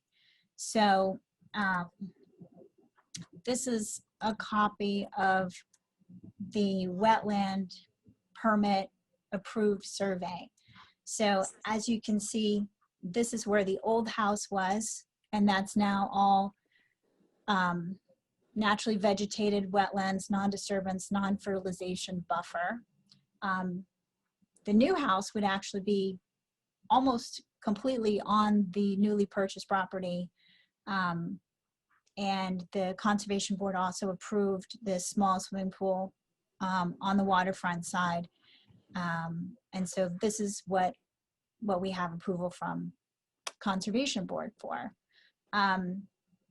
They also, with slight amendments to this footprint, received a building permit to construct the house using the pre-existing setback. So that shifted a little bit to this green envelope here that you see.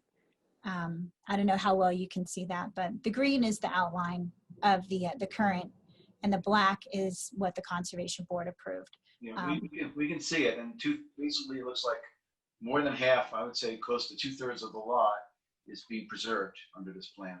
That's correct. So the lot is an R40 zoning district, but even after you merge the two lots, it still only totals 28,774 square feet. So we were under the impression when we went for the building permit that the pre-existing street setback could be carried over for the new house. And I'm not sure about the legality of that, but one thing that we're asking for is a variance to go from 30 feet to 28.9, which matches what was pre-existing on the old house. The other variance is for the swimming pool, which in R40 zoning district is required to be 70 feet from the street or the front yard, which in this case is the waterfront property line here. So the swimming pool is 60 feet from this property line, where 70 feet is required. Obviously, it's in the rear yard. There are plenty of other swimming pools in the neighborhood that are closer than, hold on, that's not the screen I wanted, that are closer to the road than the proposed pool here. We're well over 70 feet from the street, but we're less than 70 feet from this. So, in addition, the property is further encumbered. When he purchased the property from the gentleman in his neighborhood who was using the boat basin, the seller wanted to retain an easement to access the boat basin. So just another encumbrance on the property that there's a 5-foot easement that goes along the property line and then to the boat basin. There's over half of the property is preserved as native vegetation. It's a 4-bedroom house. It's not excessively sized. We've already cut it back a few times as part of the Conservation Board process. There's nowhere else that the swimming pool can go on the property. Septic system is in the only possible location that it could go in order to meet the setbacks from surface water in this direction and in this direction. So that's basically the story. I have photos of elevations of the house, if you need to see that, and floor plans, which weren't originally submitted with the application because we didn't realize that the house itself required zoning relief. There's actually a building permit active for the house at this moment. So they submitted an application for the house and pool and ended up taking the pool off because the building department pointed out that the swimming pool required a variance. But it wasn't until we submitted that variance that we were told that we also needed a variance for the house from the street. So if you'd like to see the floor plans, I have those as well, and I can submit those. I had a question on the survey. I was looking for the measurement, the 60-foot measurement for the proposed pool, where the 60-foot line measurement is. I apologize. This isn't the survey that I wanted to share. I understand. The one that I wanted to share is not scanned. Okay. But that 60 feet goes from the edge of the pool here to this property line. Yeah. So that's what I'm, as you know, any relief that's being requested needs to be on the survey. So I couldn't see it. Maybe I'm missing it. I'm not sure, but anyway, if you can take a look at the survey, if it's there, fine. If it isn't there, then we would need that added. I'm looking at the paper copy that we submitted. I don't see that it was demarcated on here. Okay. Either. Yeah, and I think that's the one I have.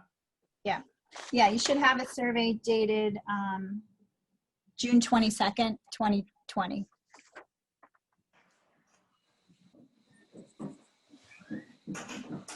That's the one I have. Right. June So we 22nd, 2020. Yep. Right, so we can add that 60-foot setback. Yep. Okay, that would be great.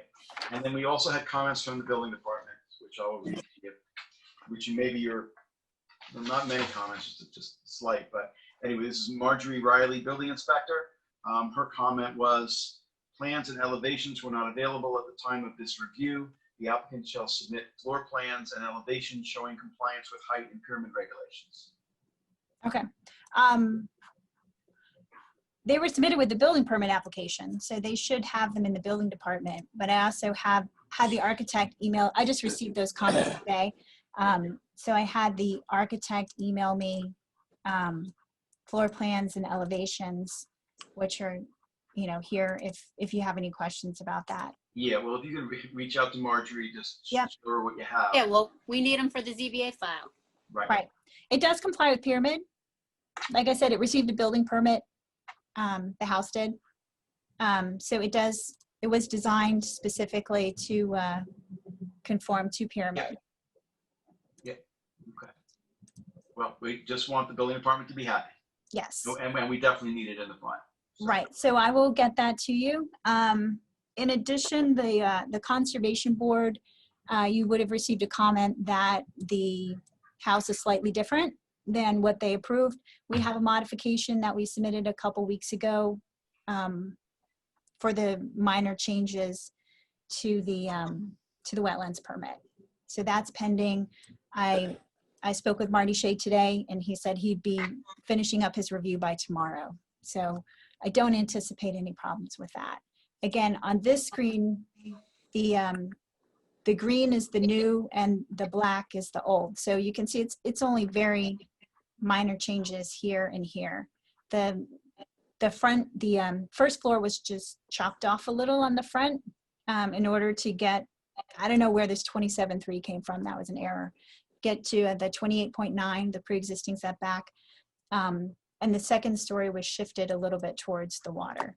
Yeah, I mean, to me, it's a modest application in terms of relief. We're preserving 2/3 of the lot. what is now a single lot that had been 2 lots. And we're getting in, a new septic system, new everything, which I suspect is all around a vast improvement over what currently exists there. Yes, it is. So there's also, revegetation plan that was approved that is, all native plants. So it'll be actively revegetated. There's a lot of very happy, healthy vegetation that's growing there already that's being left undisturbed.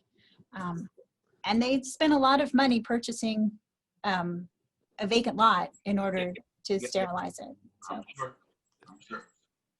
Yeah. Okay. All right. Any other questions, members of the board? My only concern, Chairman Grossman, is the con board's concerns. I have the letter from the con board here from Chairman Ludlow.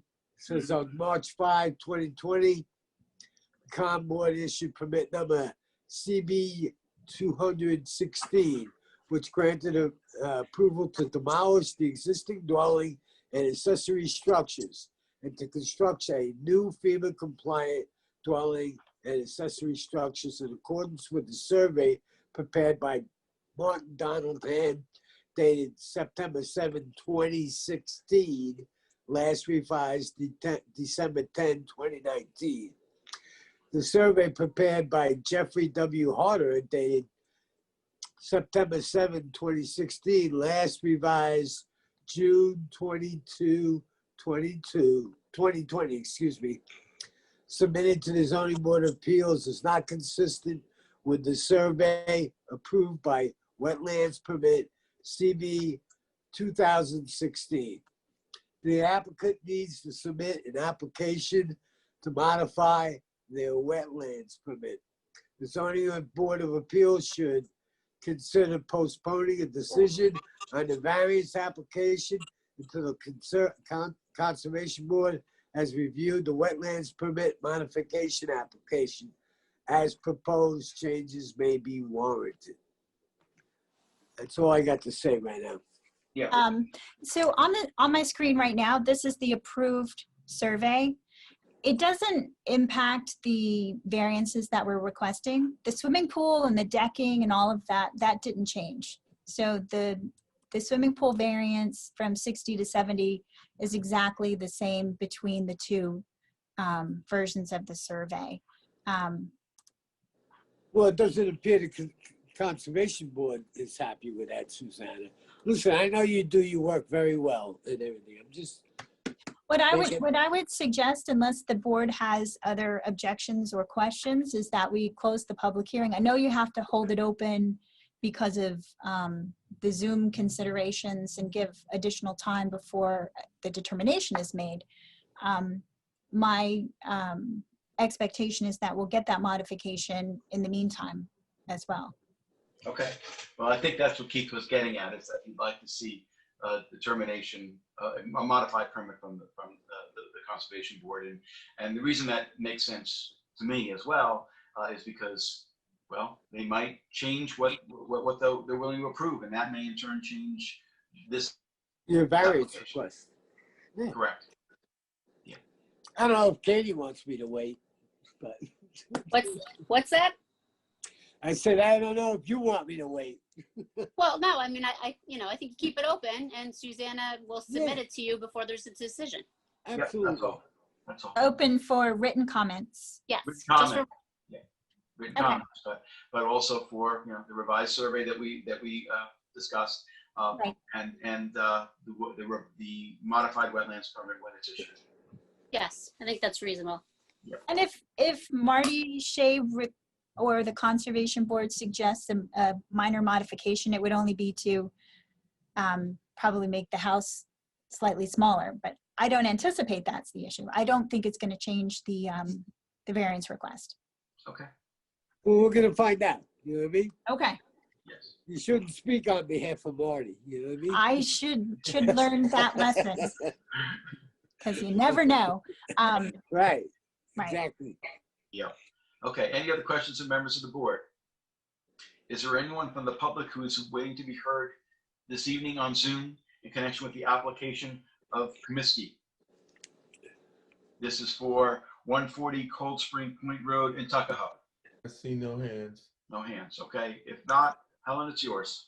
Well, are we keeping this application open, or we can close, we're closing the public hearing, is that right? And we're going to, Susanna, since there's so many things that you need to get, how much time do you think you actually will need? Would you have it, all your submissions ready by November 2nd, considering the wetlands and the survey and what Ms. Riley wants and this wants? What date would work for you? The next possible meeting, yes, I think You think by November is fine. November 2nd, you'd have. Yeah, because the survey only needs to be revised to show that 60-foot setback that I could have in a couple of days, probably. But I'm thinking about the any information and written papers from the about the wetlands. So I think that it'll be on the next Conservation Board agenda. okay, and when will that be? The second Wednesday in October. So what's today? Pulling up a calendar. Let's see. I think Second Wednesday will be next Wednesday. the 14th. Okay, so then you'd be ready for having a decision by November 19th? Yes, Okay. definitely. Okay. That's So the- Helen, what is your motion? Oh, I thought I just gave it to you. That, Okay. Adam, would you like me to keep it open or closed? Well, I think my inclination is to close it except for written submissions. And if it turns out, That's what I thought. yeah, but if there's an issue with the modified wetlands permit, and That's the deletion problem. changes, then we reopen. Yeah. Okay, so we're closing it for written submissions by November 2nd. If anything changes, you need to tell Candace, with a decision by the 19th. Okay. So I Second, Does that work for you? second, Okay. Can I just clarify, you want any written submissions before November 2nd? By Yes. November 2nd. By November And 2nd, if and, you can get it to us sooner, that would be great. and determination November, 19th. 19th. okay, Okay. okay. Ms. Burgess, no problem. Ms. Burgess, Aye. Mr. Tuthill, Aye. Mr. Kelly, Aye. Mr. Daly. Aye. Chair votes aye. Thank you so much. Have a good night, and we're going to take a short break. All right, item 7 on the agenda is KTV Flying Point Revocable Trust. 500 Flying Point Road, Watermill, Suffolk County Tax Map 900-160-1-26. This is held over from our 8:20 meeting, I guess. We have jurisdiction already, though. Yep, we're looking for Brian Lacazio. Good evening, members of the board. Good evening, Brian. So if you can give us an update as to where we are. Yeah, so as you know, this application was before you back in October, November of 2018. We had at that point closed the public hearing with the condition that there be no further development of this property without the approval of this board. Our clients were okay with that, but after some consideration, they had at that point wanted to expand their master bedroom.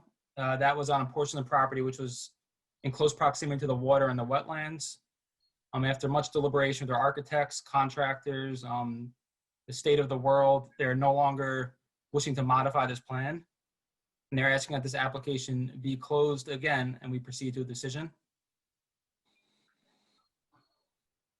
So there'll be no changes to our plans as submitted in 2018. Okay. All right. Can you just briefly go over what the plans are, just because it's been a while since we've Yeah, correct. The main point of this application is we are looking to construct a carriage house. This property is in the R40 zoning. It's about 116,000 square feet, approximately 3 times zoning. We are asking for relief from Flying Point Road, which due to the waterfront property is the rear yard. And we are asking for a waiver of a development right due to the,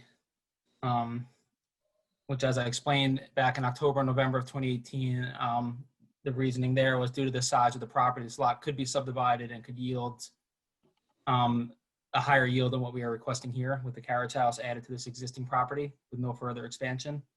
We are now requesting any relief from any of the adjoining properties. We're not creating any further nonconformity with respect to the wetlands. And Okay, and altogether, there are going to be 3 dwellings on this parcel, including the carriage house. that is correct. Yeah, and I think the reason, oh, there we go. I think the reason that the board was talking about no further expansions was because this really fell under the expansion of a non-conforming use. And I don't think that this is the first time that the board has considered it, but I don't think I've ever sat with the board where you've, talked necessarily about expanding into another structure. So I think that's why we just were saying, all right, if you're going to increase the density, let's say no more expansions on this, and we'll have the condition, that we weren't talking about a condition of no further subdivision. That was for the development, right? Correct. Okay. It was no further expansion, and the existing. So that's where it came from. Correct. And all the existing dwellings all predate zoning. They're pre-existing non-conforming. Yeah. So we made the argument that they should be treated as one dwelling because they predate zoning. They're from a pre-existing C of O. And again, our client, rather than potentially subdivide this property to yield another lot, we were willing to, in exchange for the relief requested, agree to no further expansion of the existing dwellings. Right, and I think it probably was pretty close anyways, wasn't it? If you added up all the square footage, I don't remember what the number. Yeah, I mean, I think we're at about 28% expansion. We're okay. well under the allowed 50% expansion of a non-conforming, and we're well under lot coverage. The property is heavily screened, so any potential impact from the street would not be seen due to the large mature hedges along Flying Point Road. But this is a unique application. This is not. That is correct. Yep. Yeah, and we had at least 2 extensive meetings on this, where there's a lot of information was submitted. So there should be a detailed record on this application. So I know it's been a while since we've dealt with this application, but before we close the public hearing, I also want to ask if there's anyone from the public, but before we close the public hearing, I wanted to ask the other members of the board how you see this.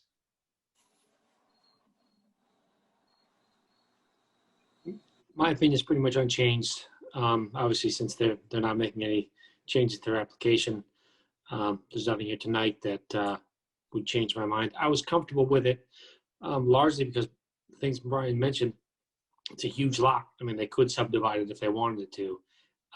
So they're kind of almost in a sense hamstringing themselves if they get this approval, because they're stuck with the one lot and the 3 houses in their configuration.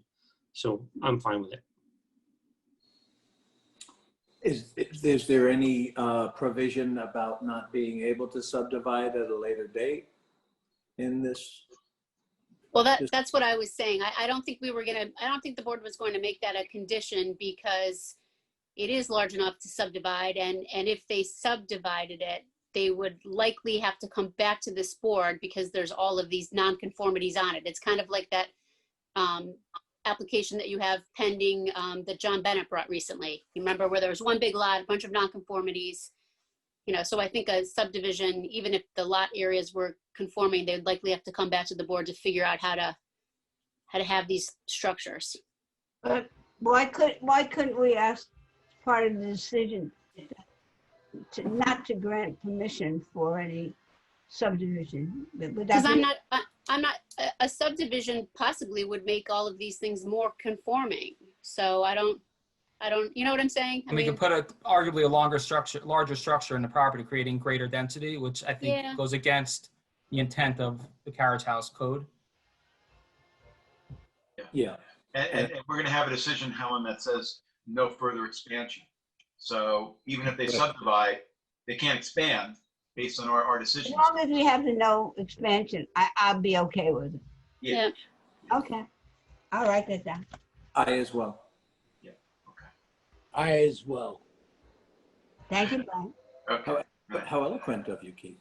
And I'm good with the 2. And Brian, one of the things that the 3 dwellings was kind of of concern to me, but the fact that these are structures that go back, that have pre-existing COs, that they're already there, to me is a big distinction here. And you're already entitled to have them there. It's not like we could, with or without our board, there wouldn't be, nothing would change. So that aspect of them gives me a comfort level with 3 dwellings. If they were proposed, that would be a different story. So, okay. Any other questions or members of the board? Is there anyone from the public who is waiting to be heard this evening in connection with the application of KTV Flying Point Revocable Trust? This is for 500 Flying Point Road in Watermill. I see no hands. No hands. Okay. Keith, it's yours. Okay, seeing and hearing no one, I will make a motion to close the public hearing, leaving it open for written submissions to 11/2/20 and a determination on 11/19. Second. Mr. Tudhill. Aye. Mr. Kelly. Aye. Mr. Daly. Aye. Ms. Burgess. Aye. Chair votes aye. Thanks so much, Brian. Have a good rest of your night. Hey, thank you very much, members of the board. Have a great night. Thank you. Okay, item 8 on the agenda is Antoinette Novick, 104 Old Country Road, East Quogue, Suffolk County Tax Map 900-340-1-4. All right, this is held over from our September 3rd meeting.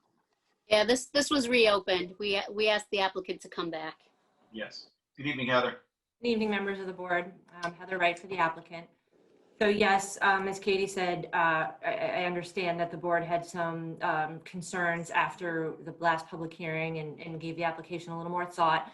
So we did hear what the board had to say, and we've revised our plans. I submitted a letter on September 20th to you with copies of those revised plans, and what we've done and what I think the board had asked for is a reduction in the size of the garage to equal the size of the existing garage that's being removed. So we've done that. So essentially what we've done is when you look at the percentages, we originally had asked for a new structure that was 97%, almost the same size as the existing dwelling. And now we've reduced that percentage to 70%. This is really, as far as my client is concerned, the most that we can do, given the size of the modest size of the dwelling and the fact that it's important to him to maintain that 2-car garage. We removed all the other, storage areas and really got it down to its bare bones. We did keep the stairway to the accessory apartment on the inside. We thought that putting the staircase on the outside of the apartment for safety reasons, especially in the winter, wasn't a great idea. So I'm hopeful that you've had an opportunity to look at the plans and are comfortable with the reduction that we've proposed so that we can move forward with the project. If that's the case, then I'll submit revised surveys and stamped plans to the board, shortly after the public hearing. And Heather, the apartment still remains like a studio efficiency, right? It's still pretty small. Yeah, it's a studio efficiency with a closet, a bathroom, and almost like a second closet for laundry. Okay, and I just want to explain to the board for this. With the last one, the board was split on this for all of the reasons that you've said before about the analysis for the accessory structure, and Brian DeSessa had suggested, although he's not here tonight, that he would be comfortable if they kept the garage the same size as it exists, because that way it's really just reconstructing a structure that exists and then putting the efficiency on top. And that was kind of Brian's proposal.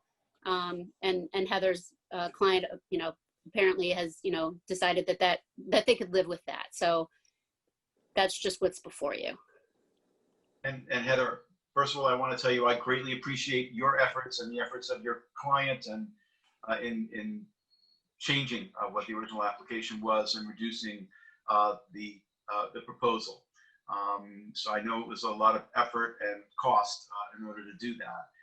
So for me, just speaking for myself, it's a big improvement. number one,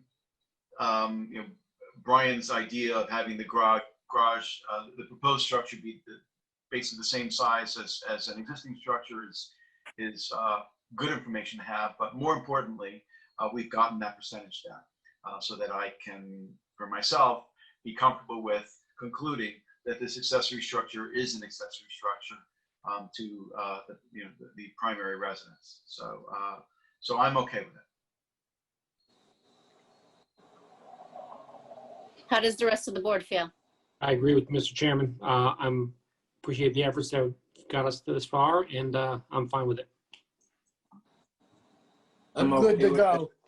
I'd like to see who is this? Is there a person here who wishes to say something?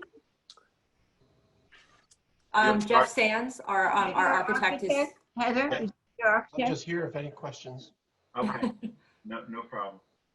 Okay, I have no problem with it. I appreciate it too, Heather, all the work you've done. Okay, so Heather, I think you got the support of the board to proceed. So if you want to submit with the revised survey, stamp plans, all of that, that would be great. Okay, great. Yeah. And Jeff, since we have you here, I think you were previously sworn in on this one. I'm pretty sure I did. So if you can just maybe tell us just a little bit more detail, the changes that were made. Right, so we kept the garage. The existing garage is 522 square feet. We maintain that. The same exact size garage that they have now that would be taken down. So we're just adding a staircase to the side of it, like Heather said, and keeping it indoors for safety. And and keeping it a studio apartment upstairs. And I think this will work for the client and hopefully for you guys. Okay. Studio meaning 1 bedroom, right, sir? It's a studio. Oh, regular studio, right. Yeah. Okay. It's essentially, Mr. Tuthill, it's essentially one room. Yeah, I understand. It's fine, as long as it's not 3 bedrooms. All right. Any other questions from members of the board? Is there anyone from the public who is waiting to be heard on Zoom this evening in connection with the application of Novik No one here. for 104 Old Country Road, East Quad? No one's there. Okay. All right. If not, Cornelius, it's yours. Move to close the public hearing, leave it open for written submissions until November 2nd with a written decision on November 19th. Second. Okay, do we have a second? Second, Mr. Kelly, Aye. Ms. Burgess, aye. Mr. Tuthill, Aye. Mr. Daly. Aye. Chair votes aye. Thank you both, and again, thank you for all your efforts in making the changes to this application. I for one, greatly appreciate it. Thank you. Have a great night. Thank you. You too. Thank you. Bye. Good night. Okay, item 9 on the agenda is an amended decision. It's Gary Elankoff, 137 South Road, West Hampton, Suffolk County Tax Map 900-376-1-32. And the purpose of the amendment is to fix the date of the survey from a prior determination. Okay, so I have an amendment on the application of Gary Blankoff for property located at Sub-County Tax Map number 900-376-132. On September 17, 2020, by decision number D020088, this board granted variance relief for a proposed 1-story garage addition to an existing dwelling. This decision is being amended to correct a scrivener's error, to wit, the revised date of the survey. Therefore, decision number D020088 is hereby amended to refer to structures as shown on the survey prepared by Michael J. Scalise of Scalise Land Surveying, surveyed July 6, 2018, last revised August 12, 2020. All other provisions of decision number D020088 remain in full force and effect. Second. Mr. Daly, Aye. Ms. Burgess, Aye. Mr. Kelly, Aye. Mr. Tuthill. Aye. Chair votes aye. Okay, and now we're on to decisions. First decision I have is on the application of German Rivera, Suffolk County Tax Map Number 900-232-120. This application is for property located at 577 East Montauk Highway, Shinnecock Hills. Applicant seeks a variance for a proposed second-story addition. This application passes the standards set forth in New York State Town Law and the Town Code. Therefore, this board grants relief to the applicant from Town Code Section 330-84D, pyramid height, for an encroachment in the amount of 115 cubic feet for a proposed second-story addition to an existing dwelling, as shown on the survey prepared by Angelo Joseph Cesari of AJC Land Surveying, PLLC, surveyed April 4th, 2019, last updated January 30th, 2020, and the pyramid sketch prepared by Aldo Bravo, PE, dated January 29th, 2020. The grant of the foregoing relief is subject to such other conditions and permits as applicant has already acquired or may otherwise have to acquire for final approval of the subject premises. Second. Mr. Kelly. Aye. Mr. Daly. Aye. Ms. Burgess. Aye. Mr. Tudhill. Aye. Chair votes aye. Next, I have a determination in the matter of the application of Frank Ramses for Suffolk County Tax Map Number 900-378-185. This application is for property located at 55 Alden Lane, Quayog. Applicant seeks a variance to allow the existing dwelling to be raised and renovated. This application passes the standards set forth in New York State Town Law and the Town Code. Therefore, this board grants relief from Town Code 338.14 pyramid height for a proposed encroachment in the amount of 715 cubic feet to allow the existing dwelling to be raised and renovated on a non-conforming lot, as shown on architectural renderings prepared by Salvatore Iannone, Jr., registered architect, dated May 11, 2020, and the survey prepared by Fox Land Surveying, dated February 4th, 2013, last revised April 22nd, 2020. The grant of the foregoing relief is subject to such other conditions and permits as applicant has already acquired and may otherwise have to acquire for final approval of the subject premises. Second. Mr. Kelly. Aye. Ms. Burgess. Aye. Mr. Tudhill. Aye. Mr. Daly. Aye. Chair votes aye. And I have one more determination, which is on the application of Old Park Development LLC, Suffolk County Tax Map Number 900-139-334. This application appeals the building department's denial of a pre-existing certificate of occupancy for an auto repair business on property located at 90 Old Quag Road, Flanders. Here, based on the affirmation, testimony, and evidence, the board finds that the applicant has established that the pre-existing four-car garage on the premises has been used as an auto repair business since prior to the inception of zoning and continuously to the present.